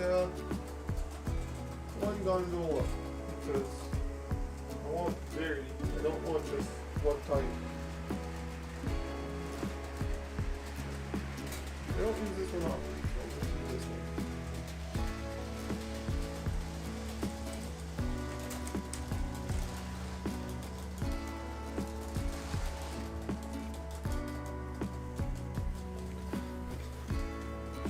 So what we'll do is start the second train. I'm an old fart. Remember cabooses on trains? Yeah, I never got to see that. Okay, that shows a difference in age. Whoops. Maybe some tankers. Yeah, I could put at least one. But now I'll have to find some... I don't have a lot of tankers. I'll stick with this one. Because apparently I dropped them when I had them.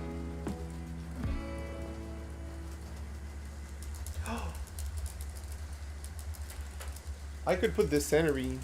That would be nice.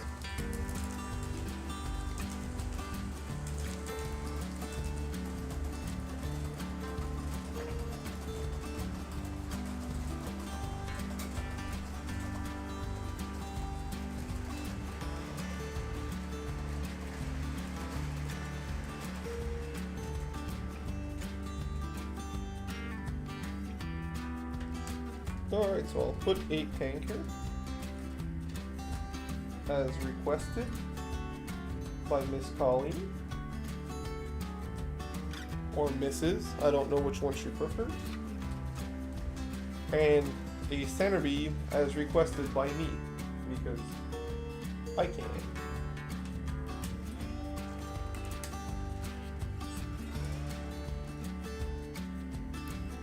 There you go. There you go.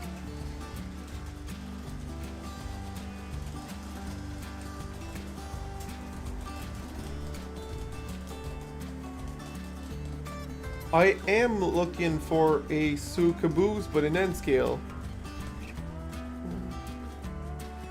Be quiet. Yeah, I will.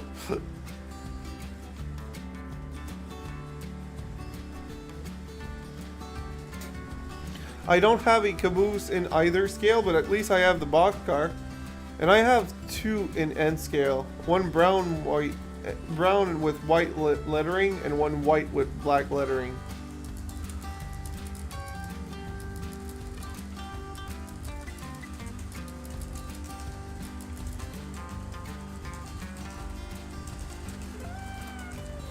Yes, they did, but not on my railway.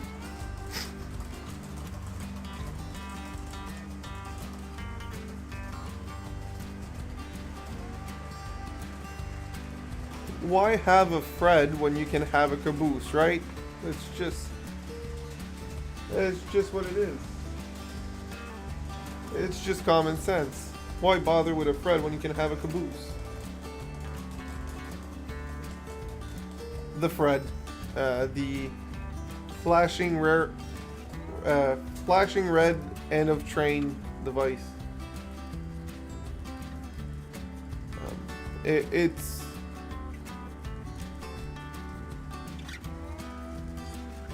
in real life they got obsolete because they didn't need a full caboose to send a signal saying that it was still reaching the end of the train. They could just have a red light and that sends a signal.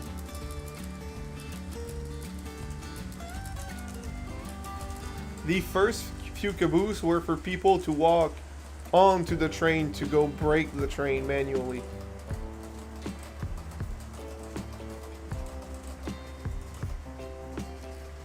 Then they had a different use case and then they stopped being useful.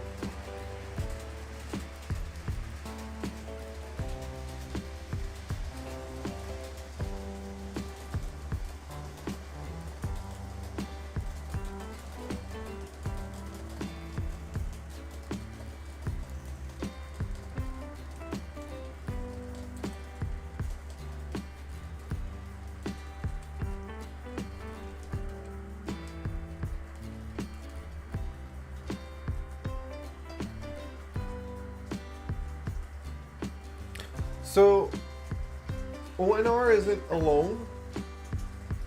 Caboose, there's a few cabooses out there. I believe CSX uses them as shoving platform. So instead of holding on the last car of a train while it's directing the engineer onto how much distance, they just hop on into a caboose. They do use them as well. Oh, I lost the end of my train, and I just rear-ended. They do use also the. They do also use caboose for maintenance of railway as well, as mentioned. ONR did, and CP Rail does. They have brand new looking caboose just for that.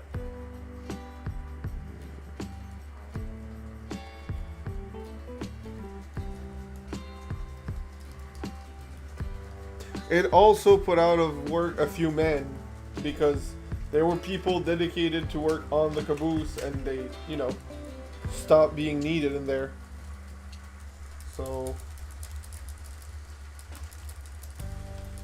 I'd love to own a caboose, but I don't know what I'd do other than say that I own one.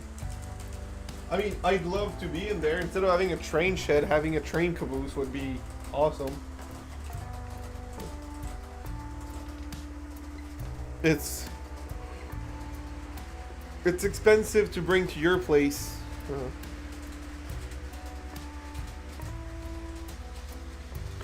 That one I'm not aware. I am not a military man, so I cannot. I will take your words for it, Southern State Railway.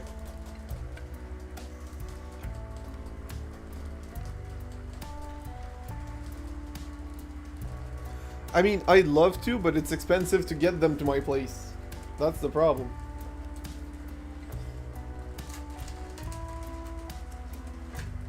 If the caboose is $15,000 US converted to Canadian, so that's like $25,000 plus another $20,000 shipping, I'm kind of short on cash. I don't have that $45,000.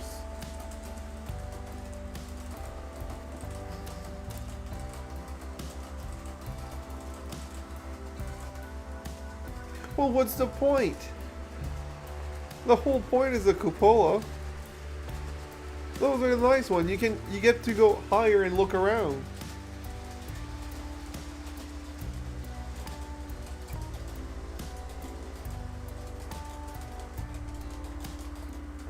Oh, that's nice, Drew. Could you call it a food caboose? And literally have the company hook up your food caboose to their train so you can feed the workers? Could that be a thing?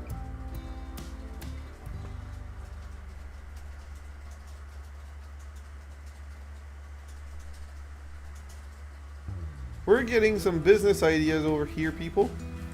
I don't remember where in the States, but there's a village that bought like 6 or 8 caboose and turned them into a motel. And each caboose is a room. I thought that was nice.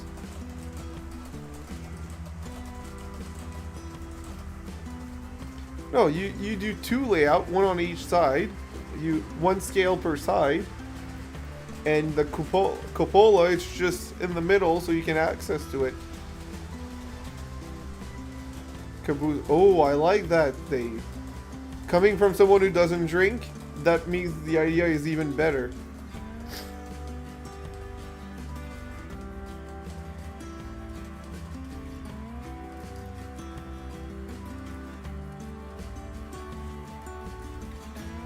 Could we call the caboose motel the Casnooze? Hi, August. Wow, you came in at me saying Casnooze. That is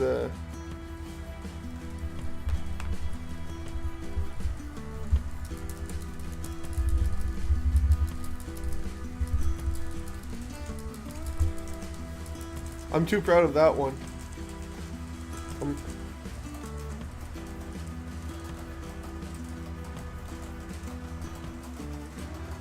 Knock on their door and ask them what did they do with the caboose because you want it for free.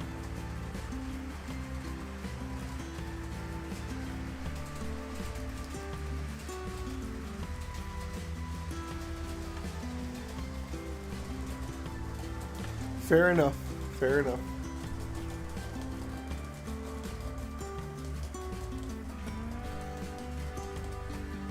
So, is Christopher still here? If you are still here, my good sir, just send a message.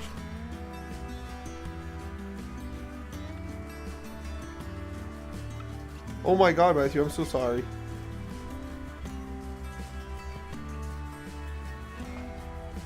So, I know it's sad for the caboose, but were your uncle and aunt safe? That's the most important part.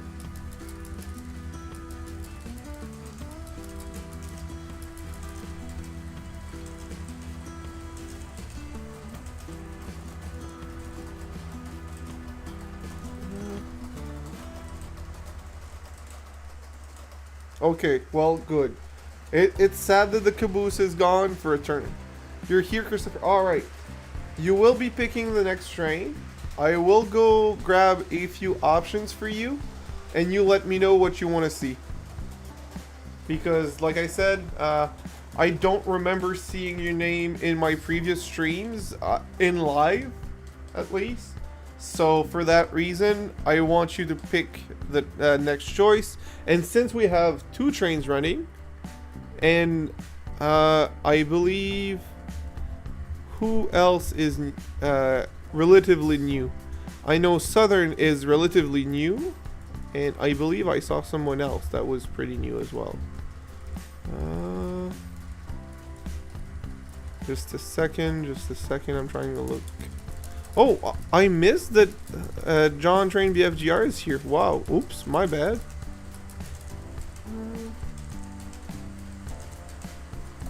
It was someone from downside of the States. Oh no, so Christopher and SSR are the new train, the newer names. So you two will choose the next trains. Like I said, what I will do is take out a, well, when I say a bunch, I mean the locomotives that I have that run reliably. Put them on the in front of one of the cameras, and I will have you guys each pick one. and we will build a train for each of these locos to run on the setup. The only thing you need to know is that if one picks a DC locomotive and one picks a DCC locomotive, we'll have to change one of the two options. Do you have any steam engines or Shay or Camelbacks? I do not have any working steam engines, no. That is on my list of items to acquire in the future, but I do not have any at the moment. If you come back for an N scale stream, I do for that scale. So we will run those on my N scales.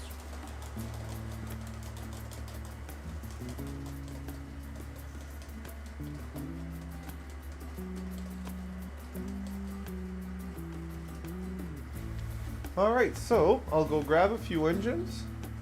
And I will put some that already ran tonight because you guys weren't there. And I still want you to be able to enjoy. The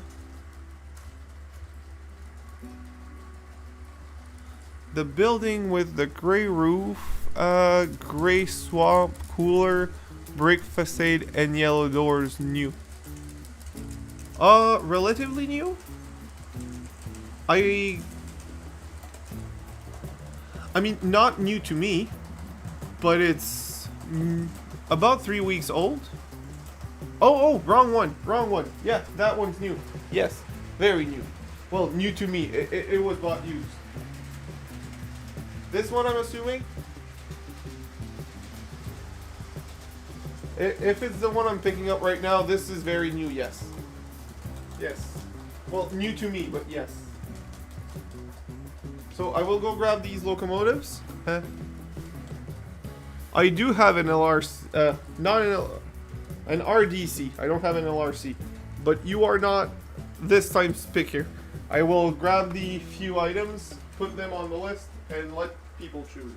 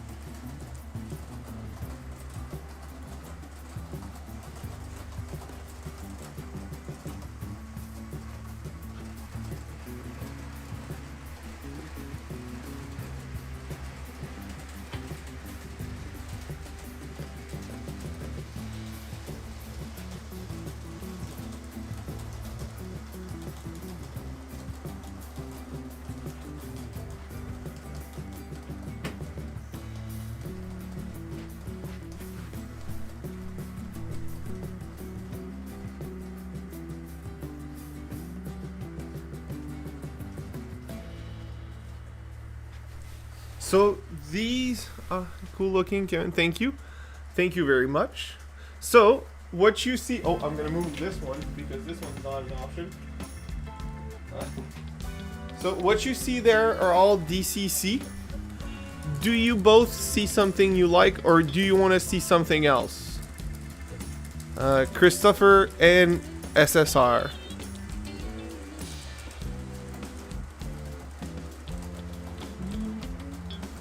I do all scale and what I own and repair for like 62 years. Jack of all trade, master of none. Well, at least you're a jack of all trade. That's one step ahead of me. And by SSR, is he still here? He or she, Southern States Railway. So let me know if these options make sense to you, Christopher and Southern States Railway. And like I said, I have more options in the DC spectrum. Spectrum DC type of power that are different than those. So if you would like to see something that's not one of those, I can change and show you the other option. The middle one for you. So the CN.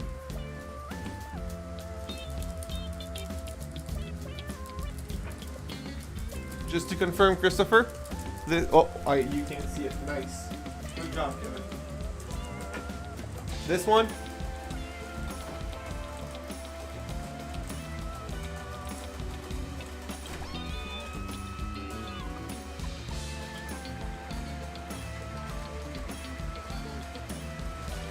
Alright. So, Southern, do you see something that pleases you in the list there? In what's left of the 4? I am happy seeing the one you run.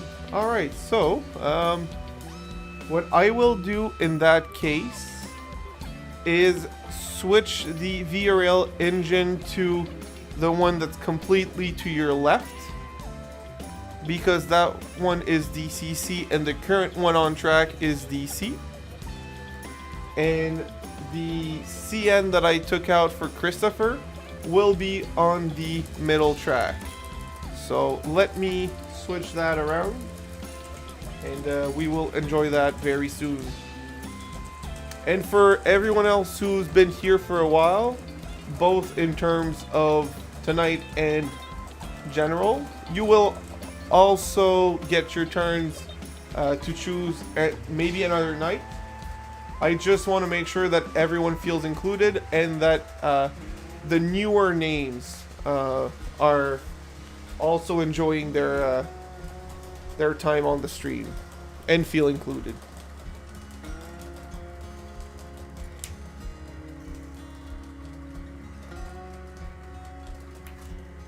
Perfect.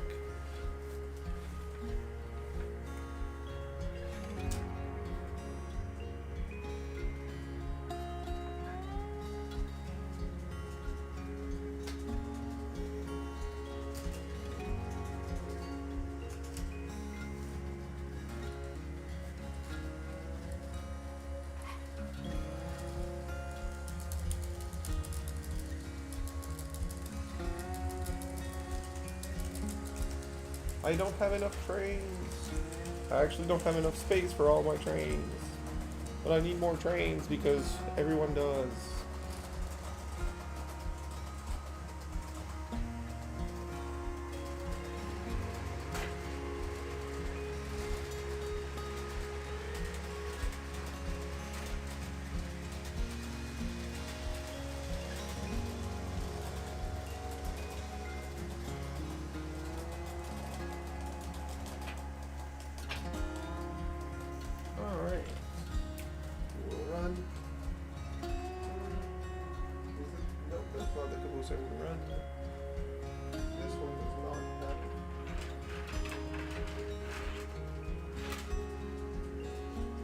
Someone attached to it.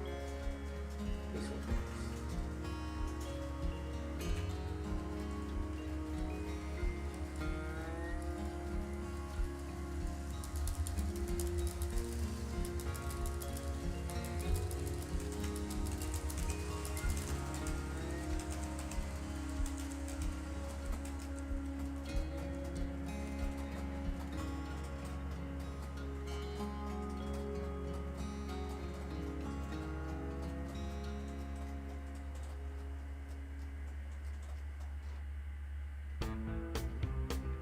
So, this time we will do something a little different.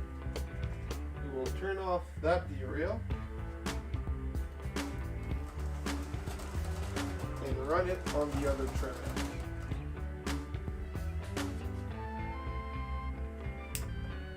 So, we'll put the RTC on here, because that's a great piece of equipment.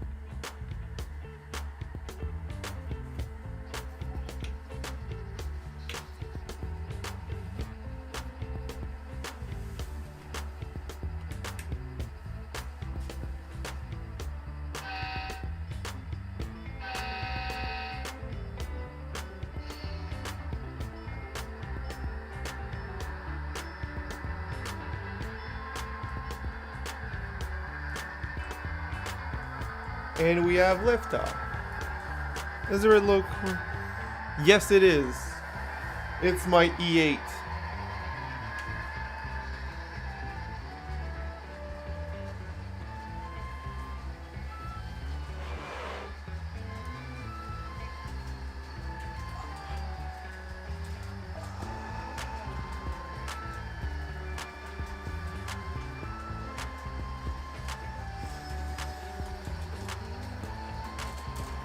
Oh, derailment, derailment, derailment.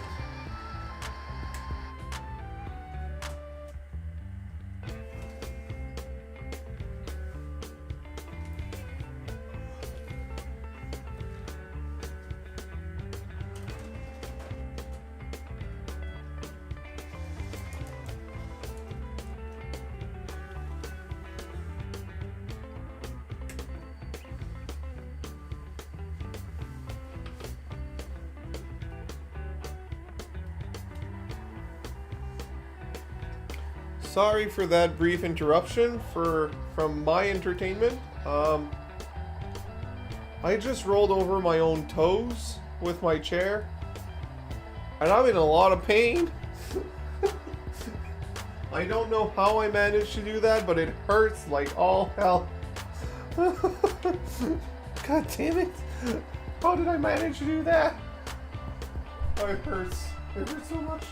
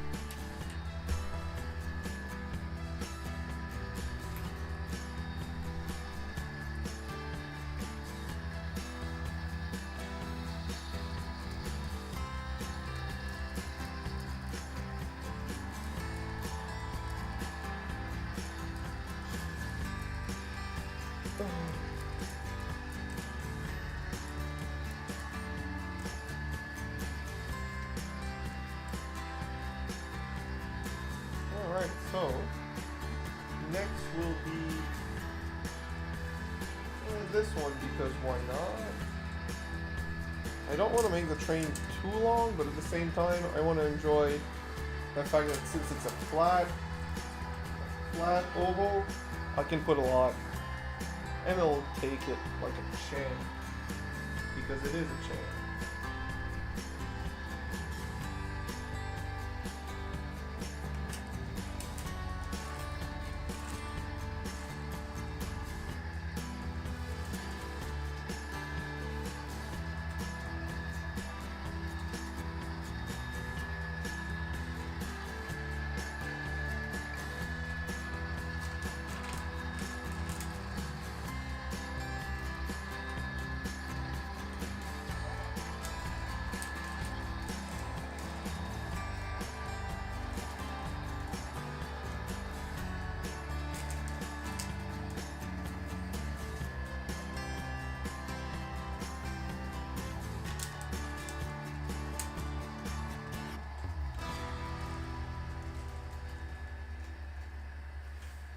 And let's go.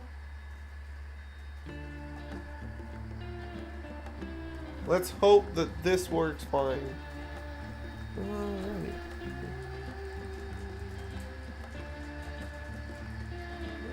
No problem, August.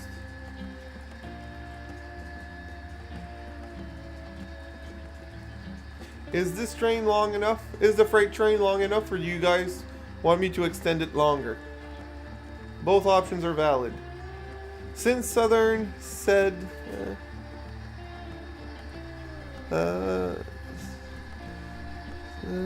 I never pick one because I am a BNO baby. I don't have any BNO, unfortunately. I am happy seeing them, though I can't get mine started until somebody carries the lumber for layout. Does Amazon ship lumber? Well, they don't, but they do sell for... Well, it's not that the table itself is incredibly cheap, but the delivery is insanely cheap. It's long enough, perfect. That's what she said. Alright, I'm done eating my Mickey Mouse ice cream bar. Oh, those... Oh, now you just brought a... thank you very much, August. You just brought back a core memory of going to convenience stores to get the SpongeBob or whatever cartoon-shaped popsicles that they sold, and they were always badly shaped. Those SpongeBob shaped things were not looking like SpongeBob. They were just the same colors. They clearly had melted and frozen again a few times. Aw, damn. I miss these. I need to get those. Oh man, I want an ice cream sandwich now. Because those are simpler and still available.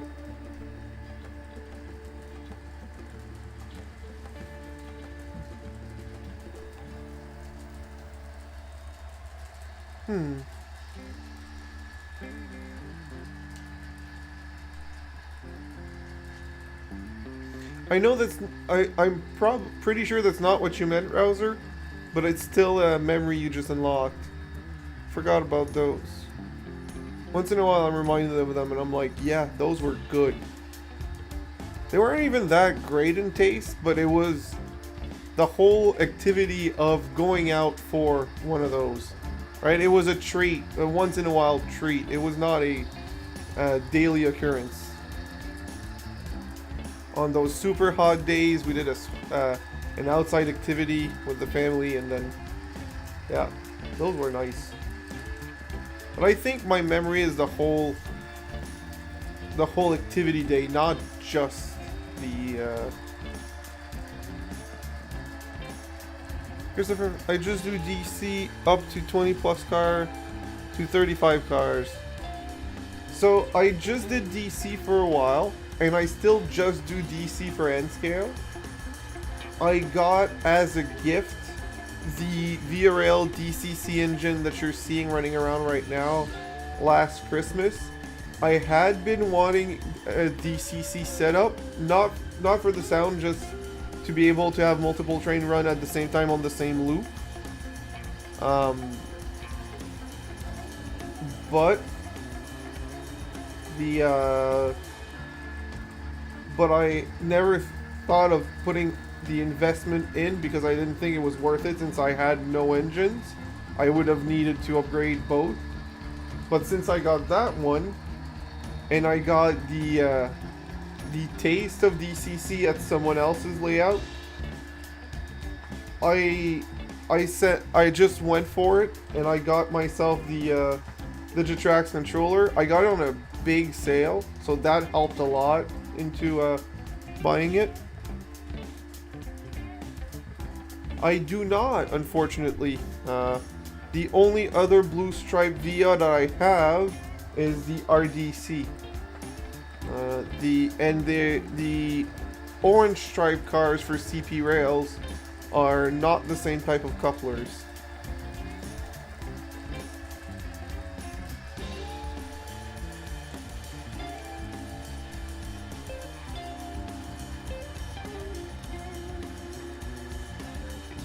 On my N scale layout though, I'm still purely DC and I don't intend to change it at any point.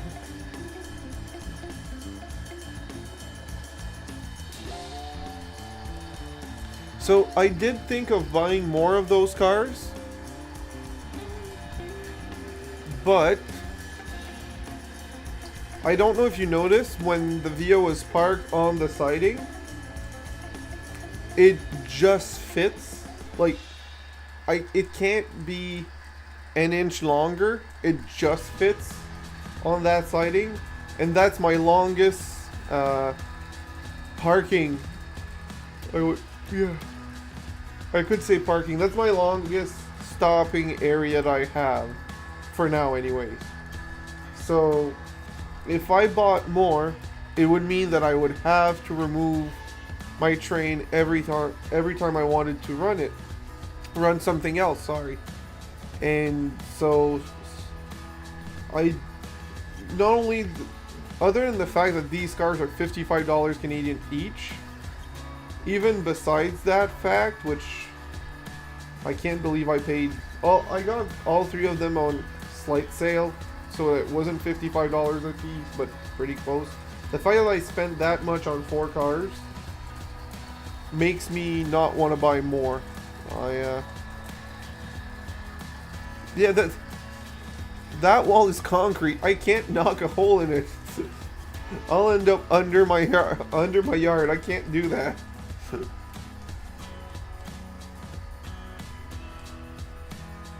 When I first built the table, I did think of building a what is it called? A staging yard under it. But I planned it wrong and it wasn't going to work, so I just canceled it.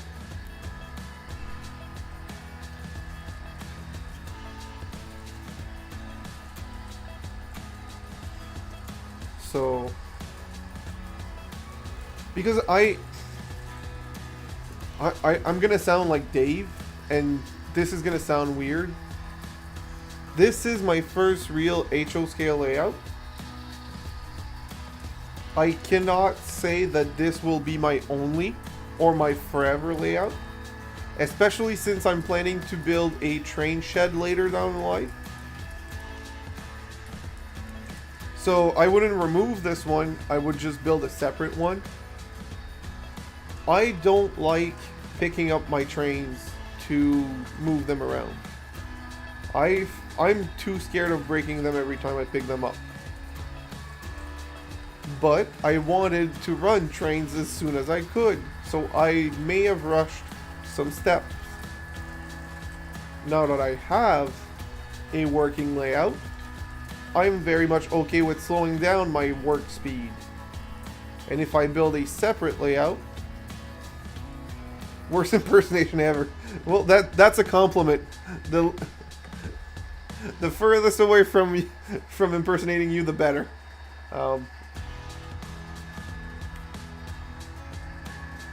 Since I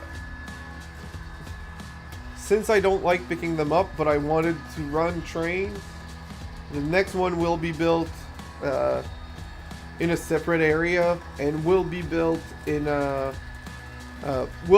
with a huge staging yard. The first thing I'm gonna build is a staging yard, but I'll be okay with the fact that I can't run trains for a good part of the build because I have this one to run trains on. And it's not like my N scale stuff, right? Right now, only a third of the layout is working on the regular N scale layout, and I'm okay with it because I have, well, a third working, and I have the other layout. So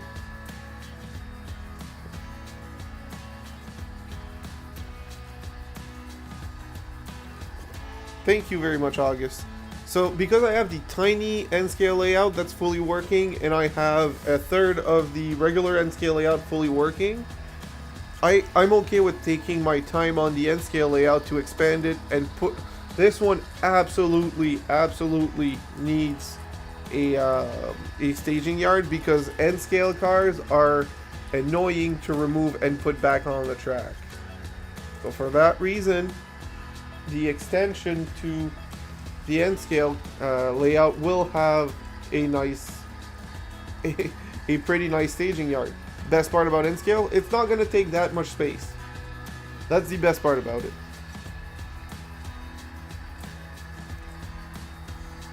Thank you, August. And technically the tiny one is the prettiest one because it's the closest to complete. So yeah, the N-scale one I'm taking a lot more time. And I have definitely slowed down my build on my HO scale one since I completed the track work for the main lines. And while it sounds bad, it actually is a good thing because otherwise I was rushing stuff. Now it's perfecting the track, it's doing the scenery properly. No, I want them staged around me, Bowser. They're not. Plus, the shipping cost alone for staging to your place and then sending back to me when I want to run them, a little complicated. I think if you want to build tracks that goes from my place to your place, Browser, I'll stage them there. That would be the deal. Build the track that reaches to your place, and I'll stage my trains at your place. But no, jokes aside,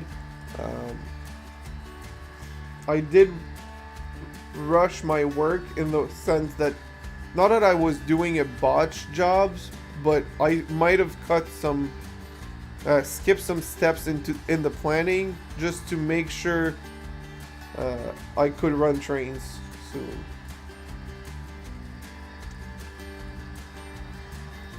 Well, I mean, staging means that it's getting ready to go out.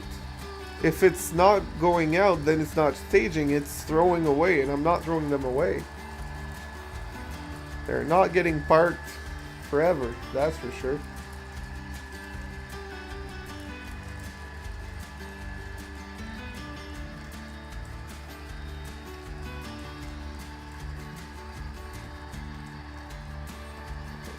So, I'm gonna do something else. I did like zero planning, just wanted to run them. See, Matthew? Matthew understands the temptation of just throwing tracks there and just running them. He gets it. Perpetual readiness. Yeah.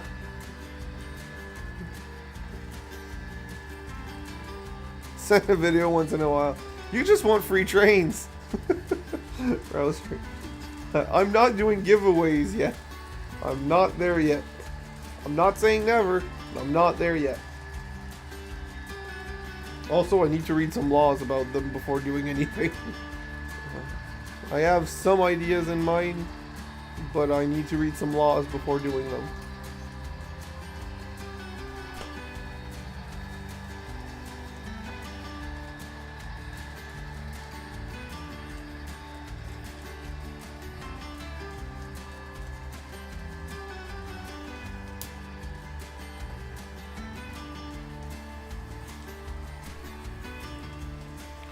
Yes, I just turned on the track. I removed the DC engine so I could turn on the lights inside my RDC.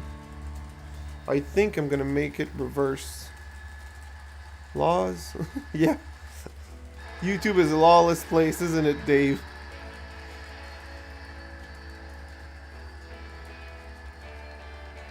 So, there's that. True. But I was more thinking about the, what is it called? The gambling laws in certain countries. Or even provinces. Quebec has an insane giveaway laws. Insane. Most giveaways are like anywhere in North America except Quebec. Like, let's face it, my channel is not big enough to be picked up by anyone because I'm not gonna do any big amounts. I'm not gonna do, it's not even gonna be money. But it's still something that could be potentially dangerous. SMT Mainline actually got checked out by the CRA, which is the Canadian, what's your guy, the US equivalent of the CRA? It's the guys for anything, the IRS.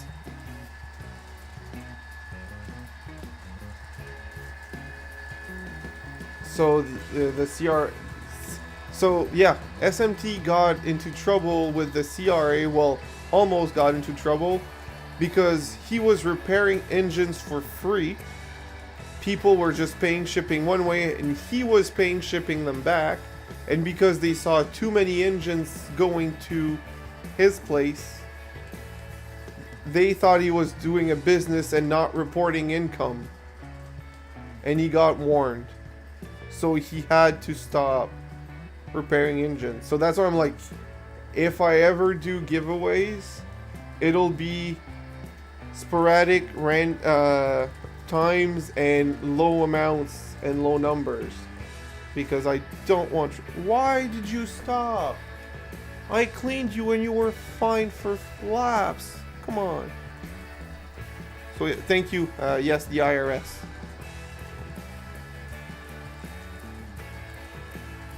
So yeah, Dave, exactly. The Christmas giveaway rules and stuff are like, well, giveaway rules in generals, because of the gambling stuff, it's so sketchy. I don't want to put myself into a very costly situation for that. So I missed something. Kevin Siney Trains. I have my plan to run a switch line under the table so far. I haven't located enough 3-inch polystyrene to build with. I mean, just stacking it a 1-inch and a 2-inch. That's what I would do.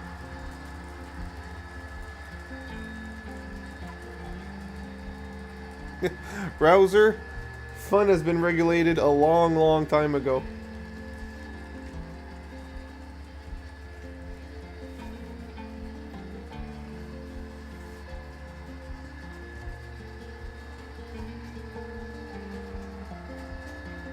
Are you still using the Lace DCC, Dave? Or did you try something else?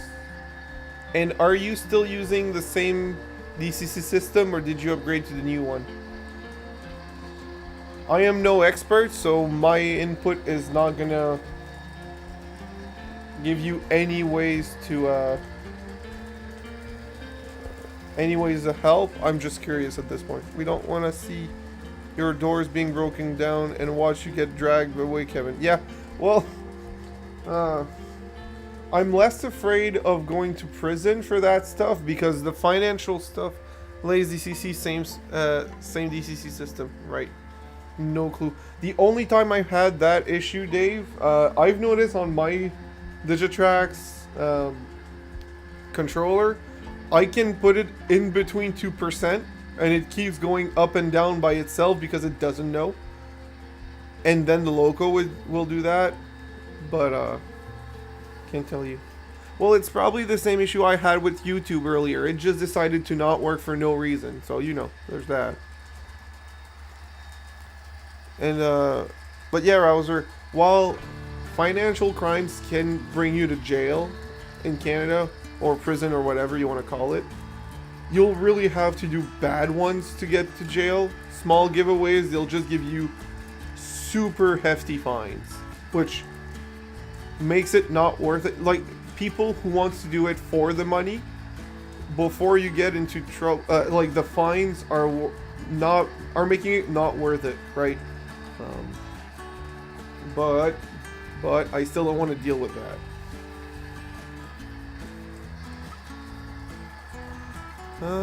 Someday I'll have to make a plan for the sun deck layout. I need much more unit track though. Track I need, and I don't even know if it exists yet. What you need is one of the, not all of them, but one of the multiple tracks you have in the Kato unit track sun deck setup. One that goes up and over and down. When I say over, I mean over either itself or all of the other tracks, and then come back down.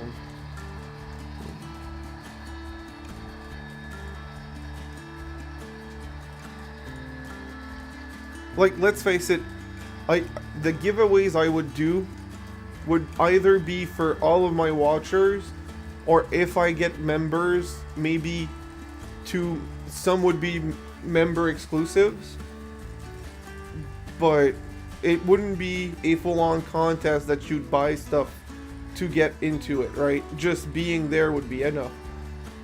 But they often don't really care on how much money you made out of the contest. They just saw you gave away stuff that was sort of a gambling, and they just go ahead and fine you. So, not interested in that. I am interested in rewarding the people who watches me, but unfortunately, I don't know how I'll do it. I'll have to look into it a lot deeper. And I'm also guessing that I'll have to sorry, I'll have to add some country limitations. Exclude some countries. Yeah, a game of chance. As soon as there's a game of chance, it's not a predictable or a system that is clear. They count it as gambling, right? Watching you, Zero. Aw, Jim, you're so cute. Just for that, I'll run the RDC for you. And no, I'm not changing anything else. I'm just gonna time it with the other engine.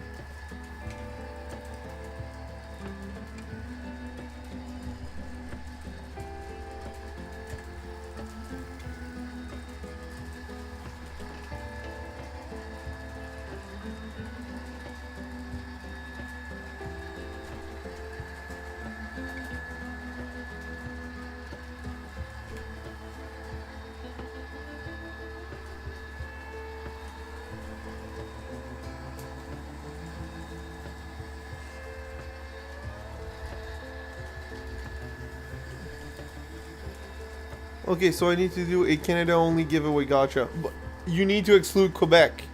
That's the thing, Dave. Because they have the strictest rule for giveaways. Canada but Quebec. Do we have anyone from Quebec watching here?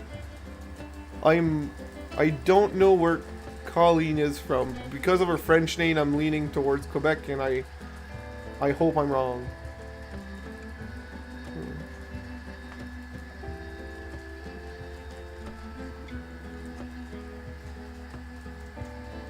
So, and just a heads up, the reason I know these rules is not because I was already looking into it, is because of the, there's a few YouTubers that I watch that do giveaways, and they're on much bigger scale because they're car giveaways for big car channels with millions of subscribers, and they do have very, they needed lawyers to... No, they hired a firm that specializes in international giveaways for US residents. And they said the too long didn't read format of their contracts was you need very specific ways to enter, you need very specific things, and you need to exclude Quebec because it's too complicated with their government.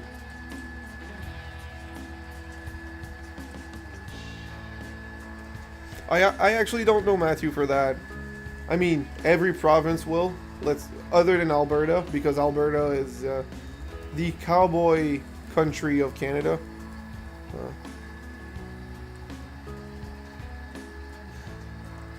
Jim, you are correct. IRS has bigger fish to fries, but the Canadian CRA, which is the Canadian IRS, does not. Because we're such a smaller country. Oh, you're in Ontario. Okay, well, then you're fine. Well, fine. Fine, but you're not under Quebec's giveaway laws. That kind of fine.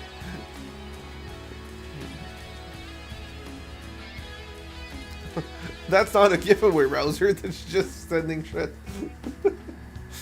That's not how that works.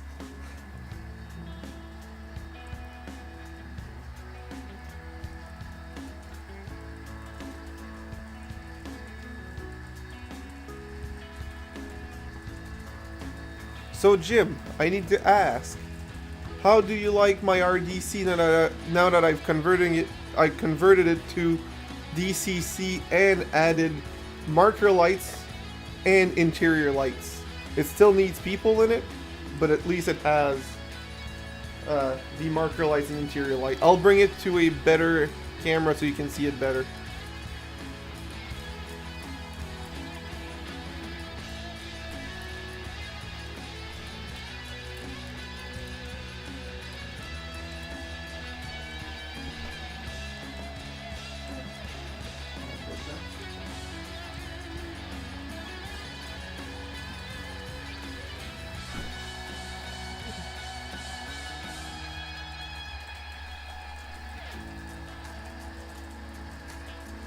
I mean, look, I'm not an expert. I'm not doing legal advice here.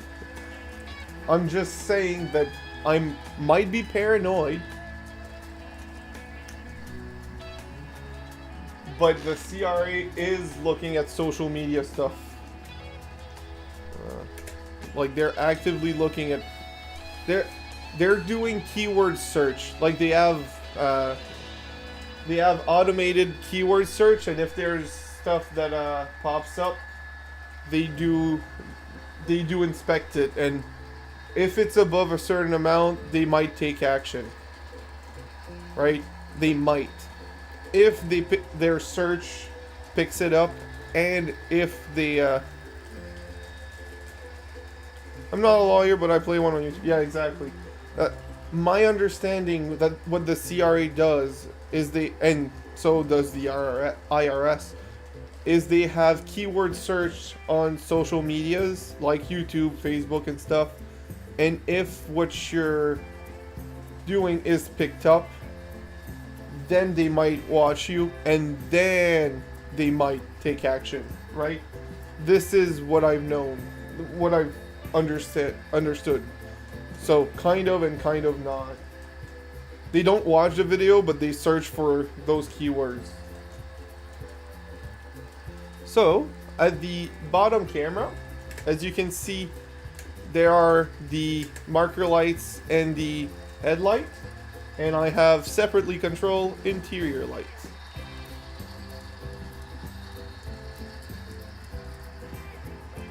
And I wanted to put soft white inside, but I ran out and I was too eager to do it. So instead it has one bright white LEDs and two yellow LEDs.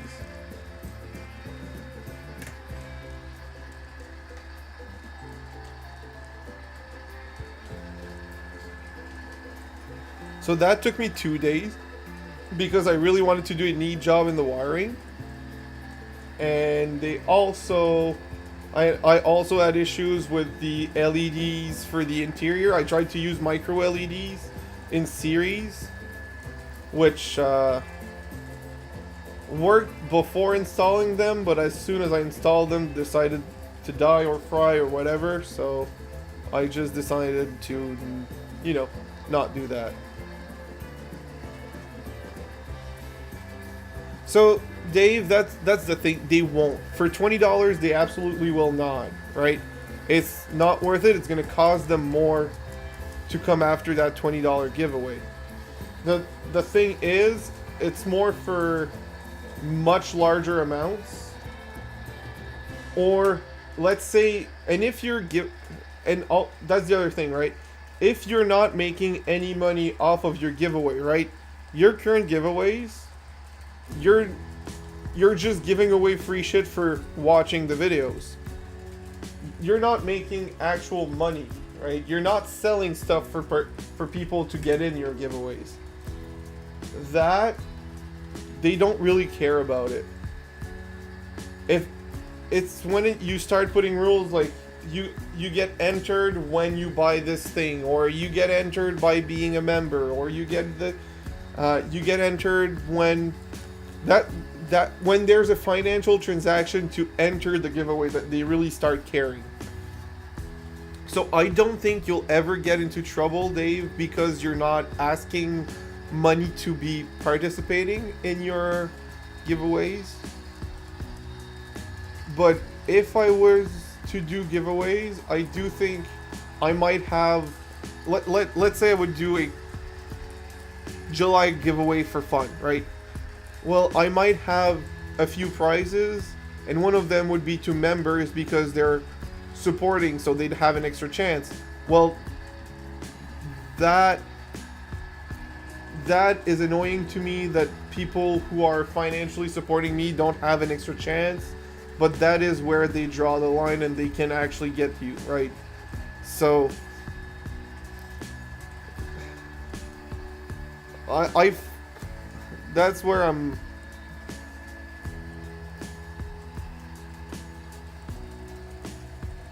Yeah, so that's exactly it, and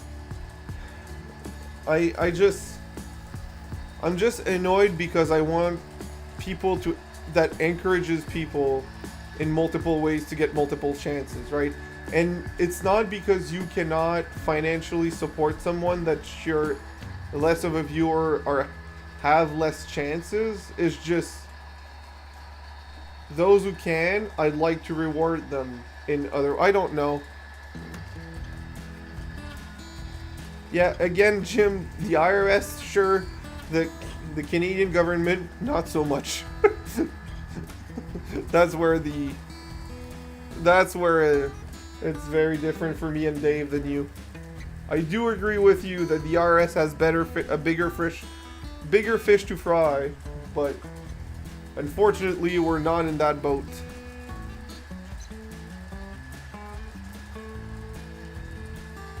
That makes sense, Dave. Thank you. And again, I want to publicly thank you and also apologize for the long rant I sent you. I hope you didn't read that. I just typed and then realized how long it was, and I was like, oh shit, you don't have to read it. But that's a different thing. But seriously though, it's I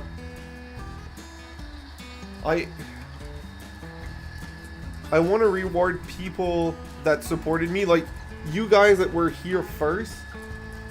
I don't know how I would be able to give you guys more chances if I did a giveaway later. That would that would stay within YouTube's and Canadian rules.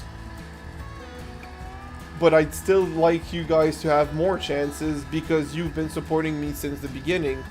That's such a weird thing to do, and I also don't want to play favorites, right?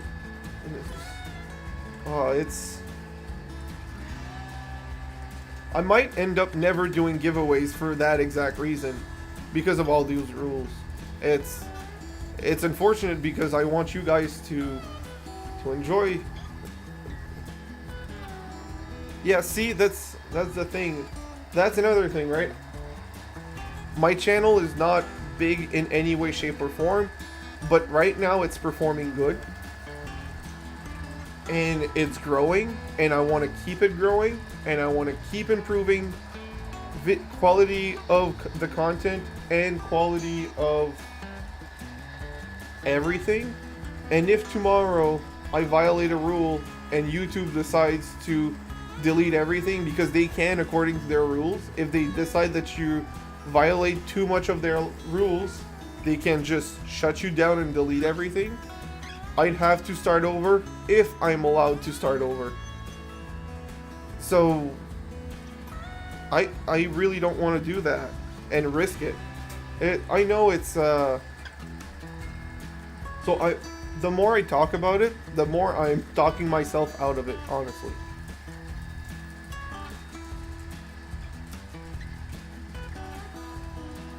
Yep. I'm talking myself out of doing giveaways.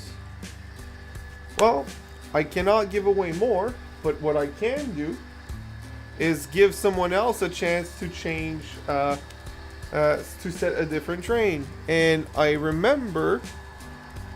Oh, I know it will grow. I'm saying that if I fuck up and YouTube decides to delete it, I'll lose everything that I've grown.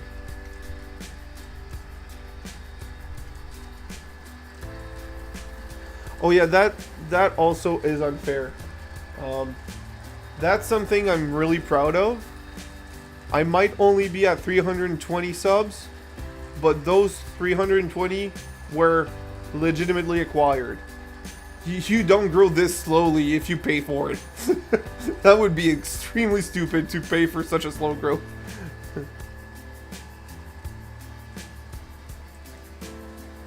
That's true, but well, there would be some country conditions because shipping would be insane. I don't want to spend $120 on shipping for a $20 item. That's a little ridiculous. I could give gift cards to a local hobby shop of their choice of a certain specific value. That could work. Anyways, that's a different thing. I saw someone that was a concurrent viewer asked for a train earlier, and I said I would, but not at that time. Who was it? Oh boy.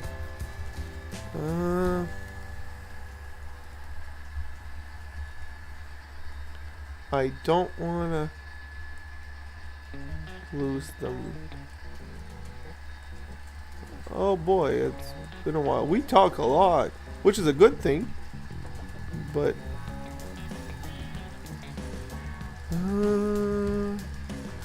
who was it?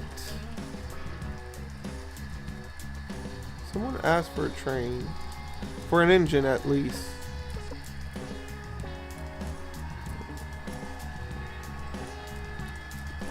Okay, that's too far down.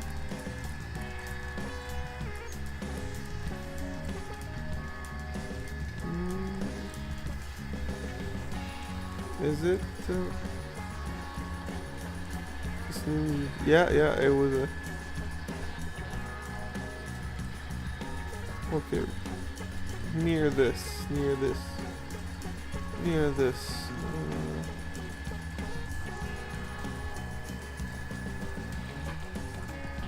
Oh, John Train BFGR, are you still here?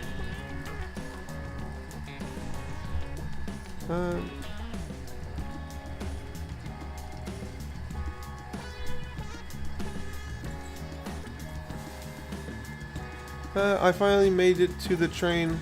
Are on. Nice.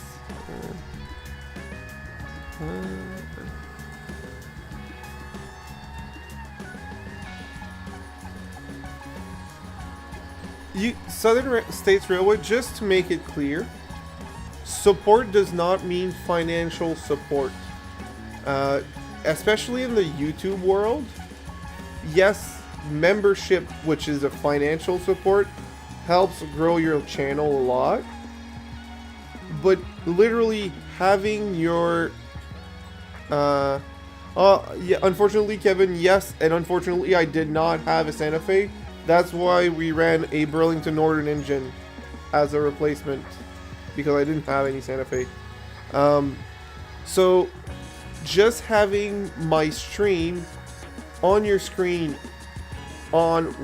even if you're doing something else, just the fact that my stream is there, or that you watch a few videos, especially when they're within the first 24 hours, that boosts a lot the channel's viewership, as in it promotes the videos to a lot more people. And then commenting and or messaging in here also boosts a lot the viewership of like how many people sees that I have a stream on. So this really so you are helping a lot just by watching me here and commenting. So there's that.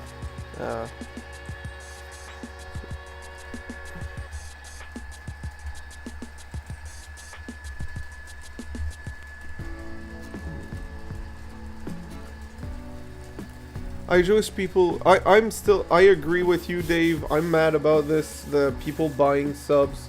It makes no sense. And like you said, someone who has 130,000 subs and 100 views, like, it's obvious that they're fake. I have 300 subs and I get 100 views on my videos. So that means a third of my subs watches my videos, at least. To me, that's a better ratio. That makes more sense. August, I have 2 backups of the rendered final video and the original content, like the original clips. I have 3 backups of the original clips. The only thing I don't have are the streams, because they're huge. I will need to buy more physical storage space on my end if I want to download them.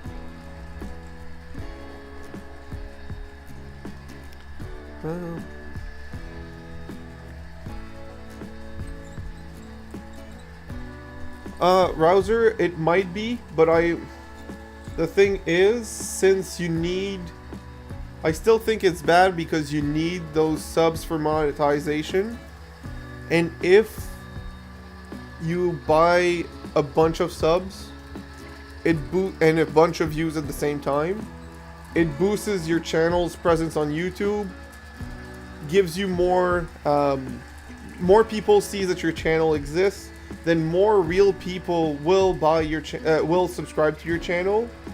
Then you can stop having those fake views to get those real views if you're actually interesting, and because you have those real views and real subs, you get paid for it, so it's easier to continue. So it's a whole game. I'm just not doing it because I don't want to risk it, but there's pride in this. I'd rather be proud to say I've built those 300 subs myself than I've bought 1,000 subs or 10,000 subs. Just send me a check, yeah.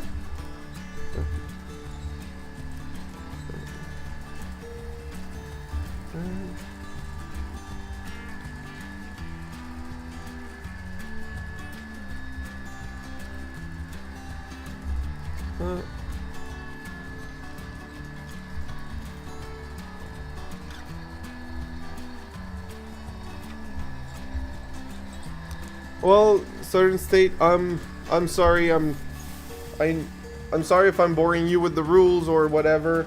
I'm trying to avoid as much rules as possible, but without doing anything illegal, right?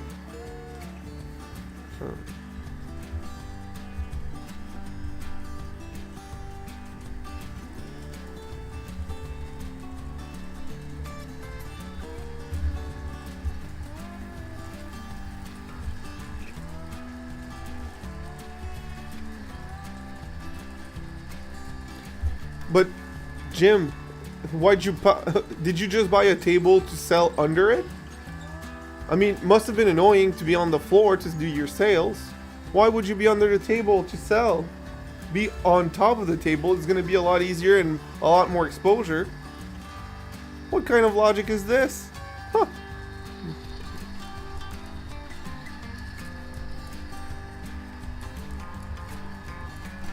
Yeah, he was one of my first mods, actually. I'm gonna call them Jim. Hey, IRS. Jim sold for $300. Go take your cut. Thank you, Kevin.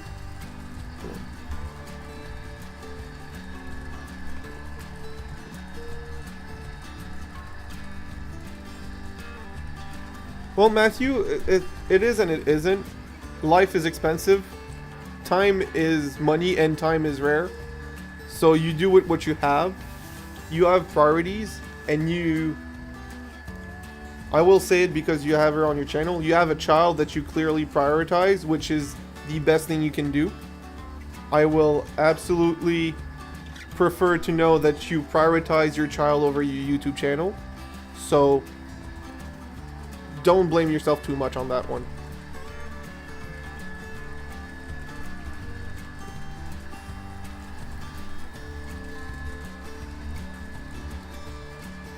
Okay, that's just too much, Dave.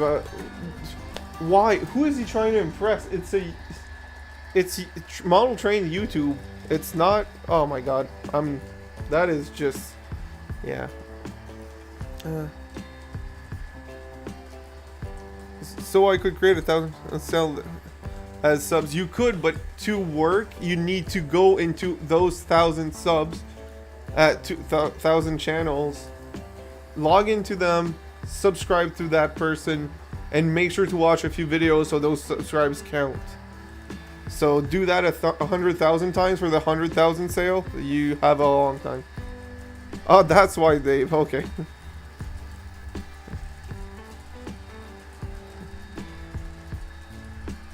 Oh, that okay, I get it. Ouch, Rouser. Well, not ouch for him. So you're not hearing cricket this time. The cricket is outside. What you're hearing is one of the non-powered wheels on my RDC squeaking. I need to put a bit of oil on that one.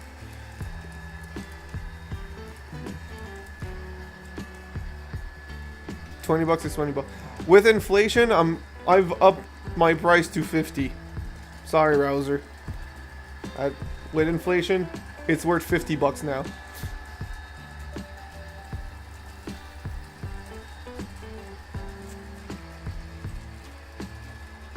So, the stream has been going on for 3 hours now. We will do a last 15 minutes. Since John BFGR did not answer, is there any special request for a train for the last 15 minutes? Well, a specific loco. And it doesn't have to be either of these two. It could be anything.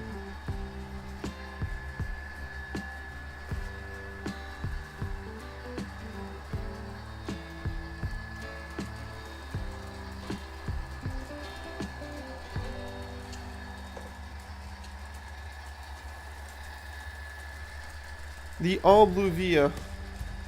You remember those, huh? I just shot myself in the foot. I don't know how well they will work.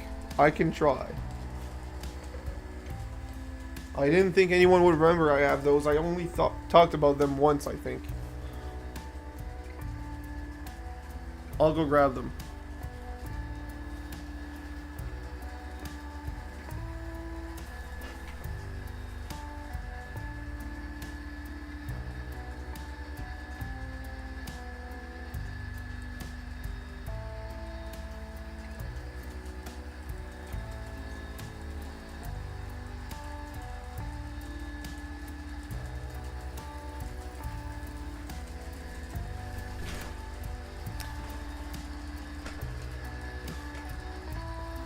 I mean, last time I used them, they weren't problematic in the sense of derailments. They were only problematic in the sense that the electrical pickups are barely functioning. So we can try. I'll try them. If they're not working properly, we'll just change your mind and remove them. Also, oh, right. This is me just thinking out loud right now. But I've been thinking about this. I don't think it'll be my first project.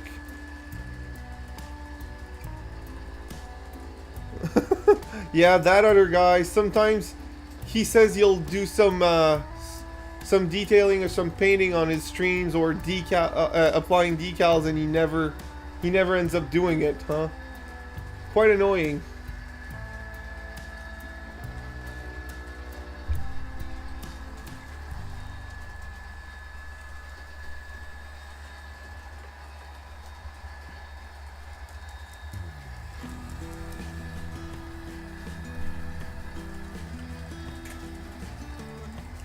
So, this isn't just me talking out loud, but since these passenger cars are very common out there, but never actually existed in real life, and that the only place you can find LRC cars for Via Rail is from Rapido, which is excessively expensive. my oh boy, this is not gonna work. Maybe. My first thought was to do a 3D printed kit that you could put on the car, like remove the shell of these cars and put the kit of an LRC car on it, just to see what would happen. As you can see, the lights are not working. What the light in there, which is an old incandescent bulb, is working, but these old Bachmann cars are not so great. Also, I'm realizing now this might not go up the hill over there with that car behind it. I'll give it all the beans.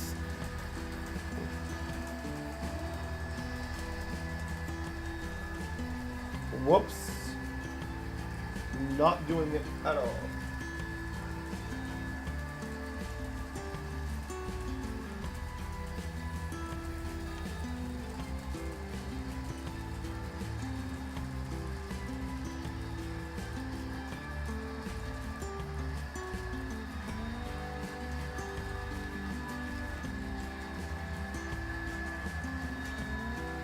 Yeah, there's a few of those with especially with AI now.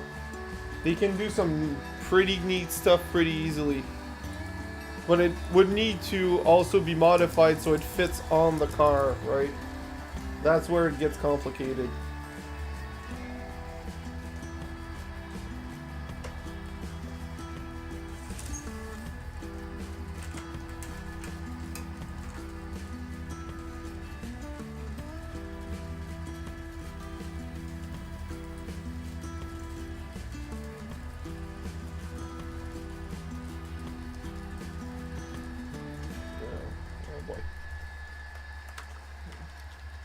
I'm trying something. I'm not promising anything.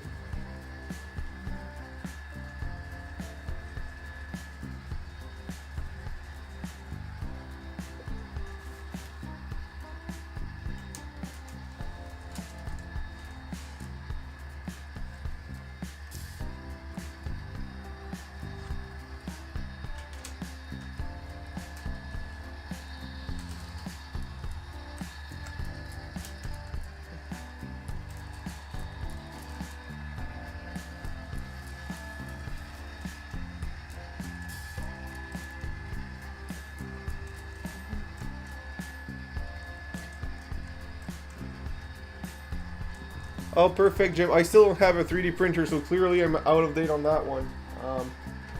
But I am still interested, by the way.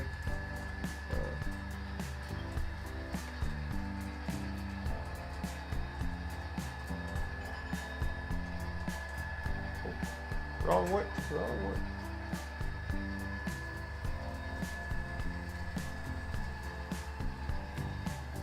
So it's having a little bit of a hard time pulling them because these wheels have a lot of friction for something whose pickups is so bad.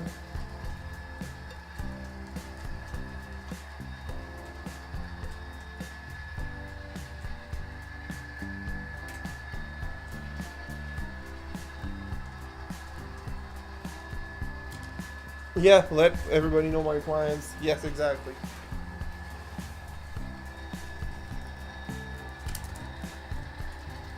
See if this works.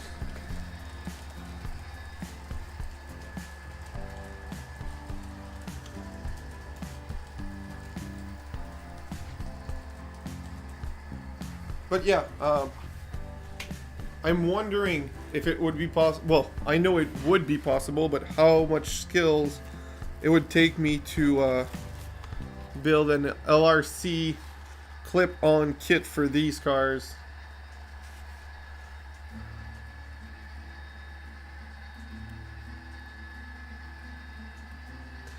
I mean, the intricacy of the inside part makes it not so stressful, and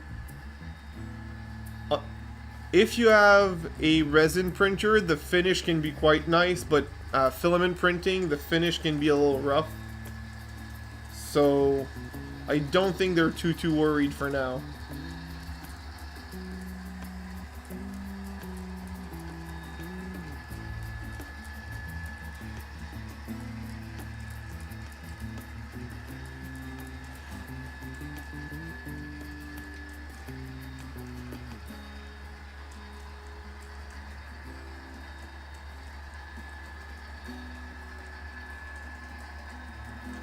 Also, there's customer support. There's rights. There's a lot. Like if you print one for yourself, like a few more for yourself, it's fine. But if you start printing a bunch, like 1 million, and selling them, and not pay for the rights of using those paint schemes, the companies will come after you.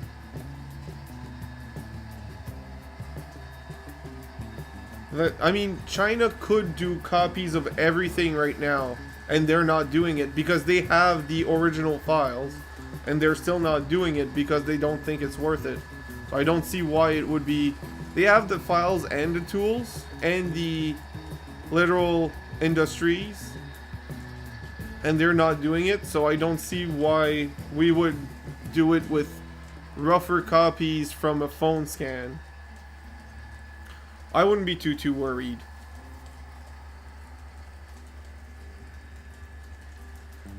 I think they have bigger fish to fry right now, manufacturer. Hi, Russ. Just about 5 minutes before the end.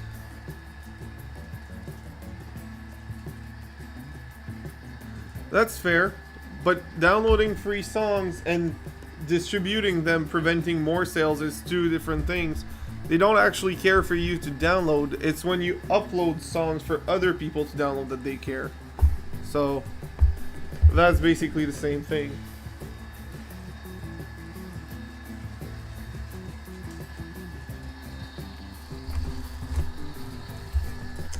I am sorry, August. I have removed 2 out of 3 cars because they put too much resistance.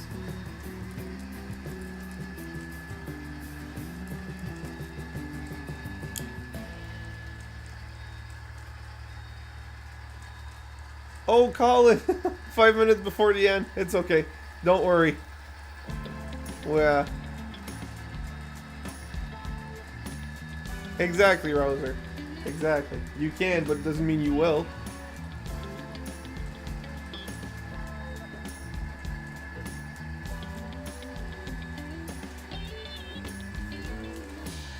So, what I'm gonna do, since these don't work great, I will do what I've done on my own personal time. Oh, I will bring the CN at a faster speed because now the VIA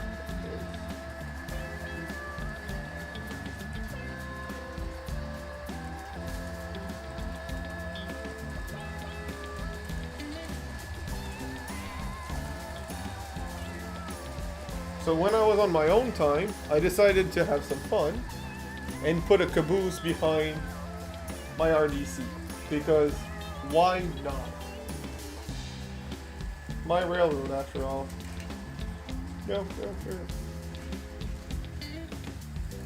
Oh, I missed it. Her. I will wait for the return.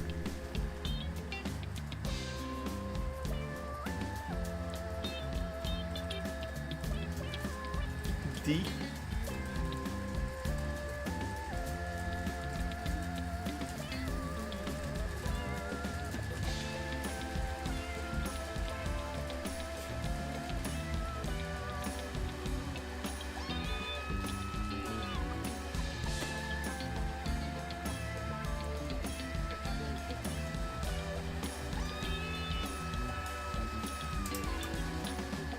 There you go.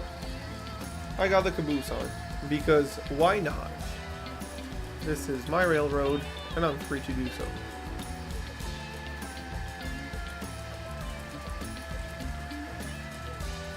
After all, I've seen Dave pull much weirder stuff behind his RDCs, and it was always because of Jim.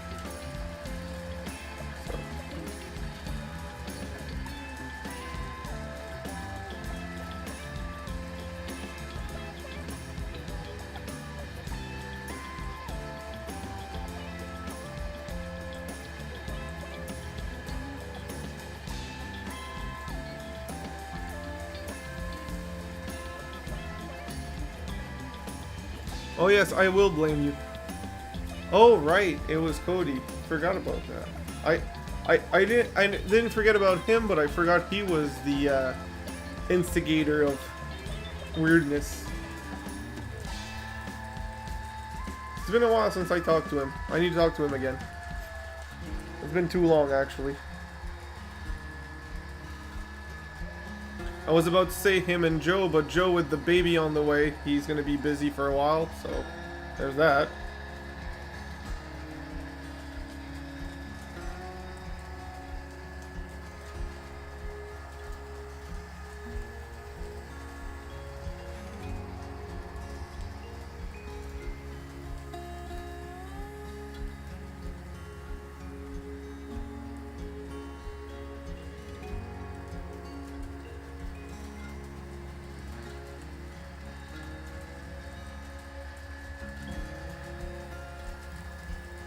Alright, so it's 11:29 at my place. I know most of you are in a different time zone and it's earlier for you guys.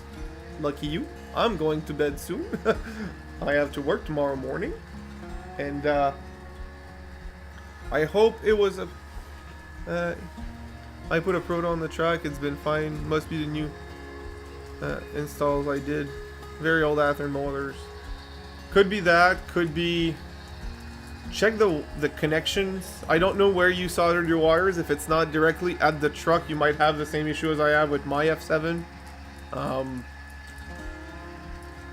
If you reuse some old wires that were in there, could be the wires, could be a lot of things. You may have been bad lucky and had 2 bad decoders. That's never not a possibility. So, anyways, I hope everyone liked the streams. Both in enjoyment and in simply clicking like. I will wish a good night and a good week to everyone. Next week, I have no idea if the stream will be on Saturday or Monday. I know it will be in October, it will be Monday. It would be Saturday. But for this week, for next week, I don't know yet. Starting October, for sure, it's going to be on Saturday nights for sleep reasons. And I hope everyone enjoys their week. See you all on Dave's live stream tomorrow if he does one. Have a great week.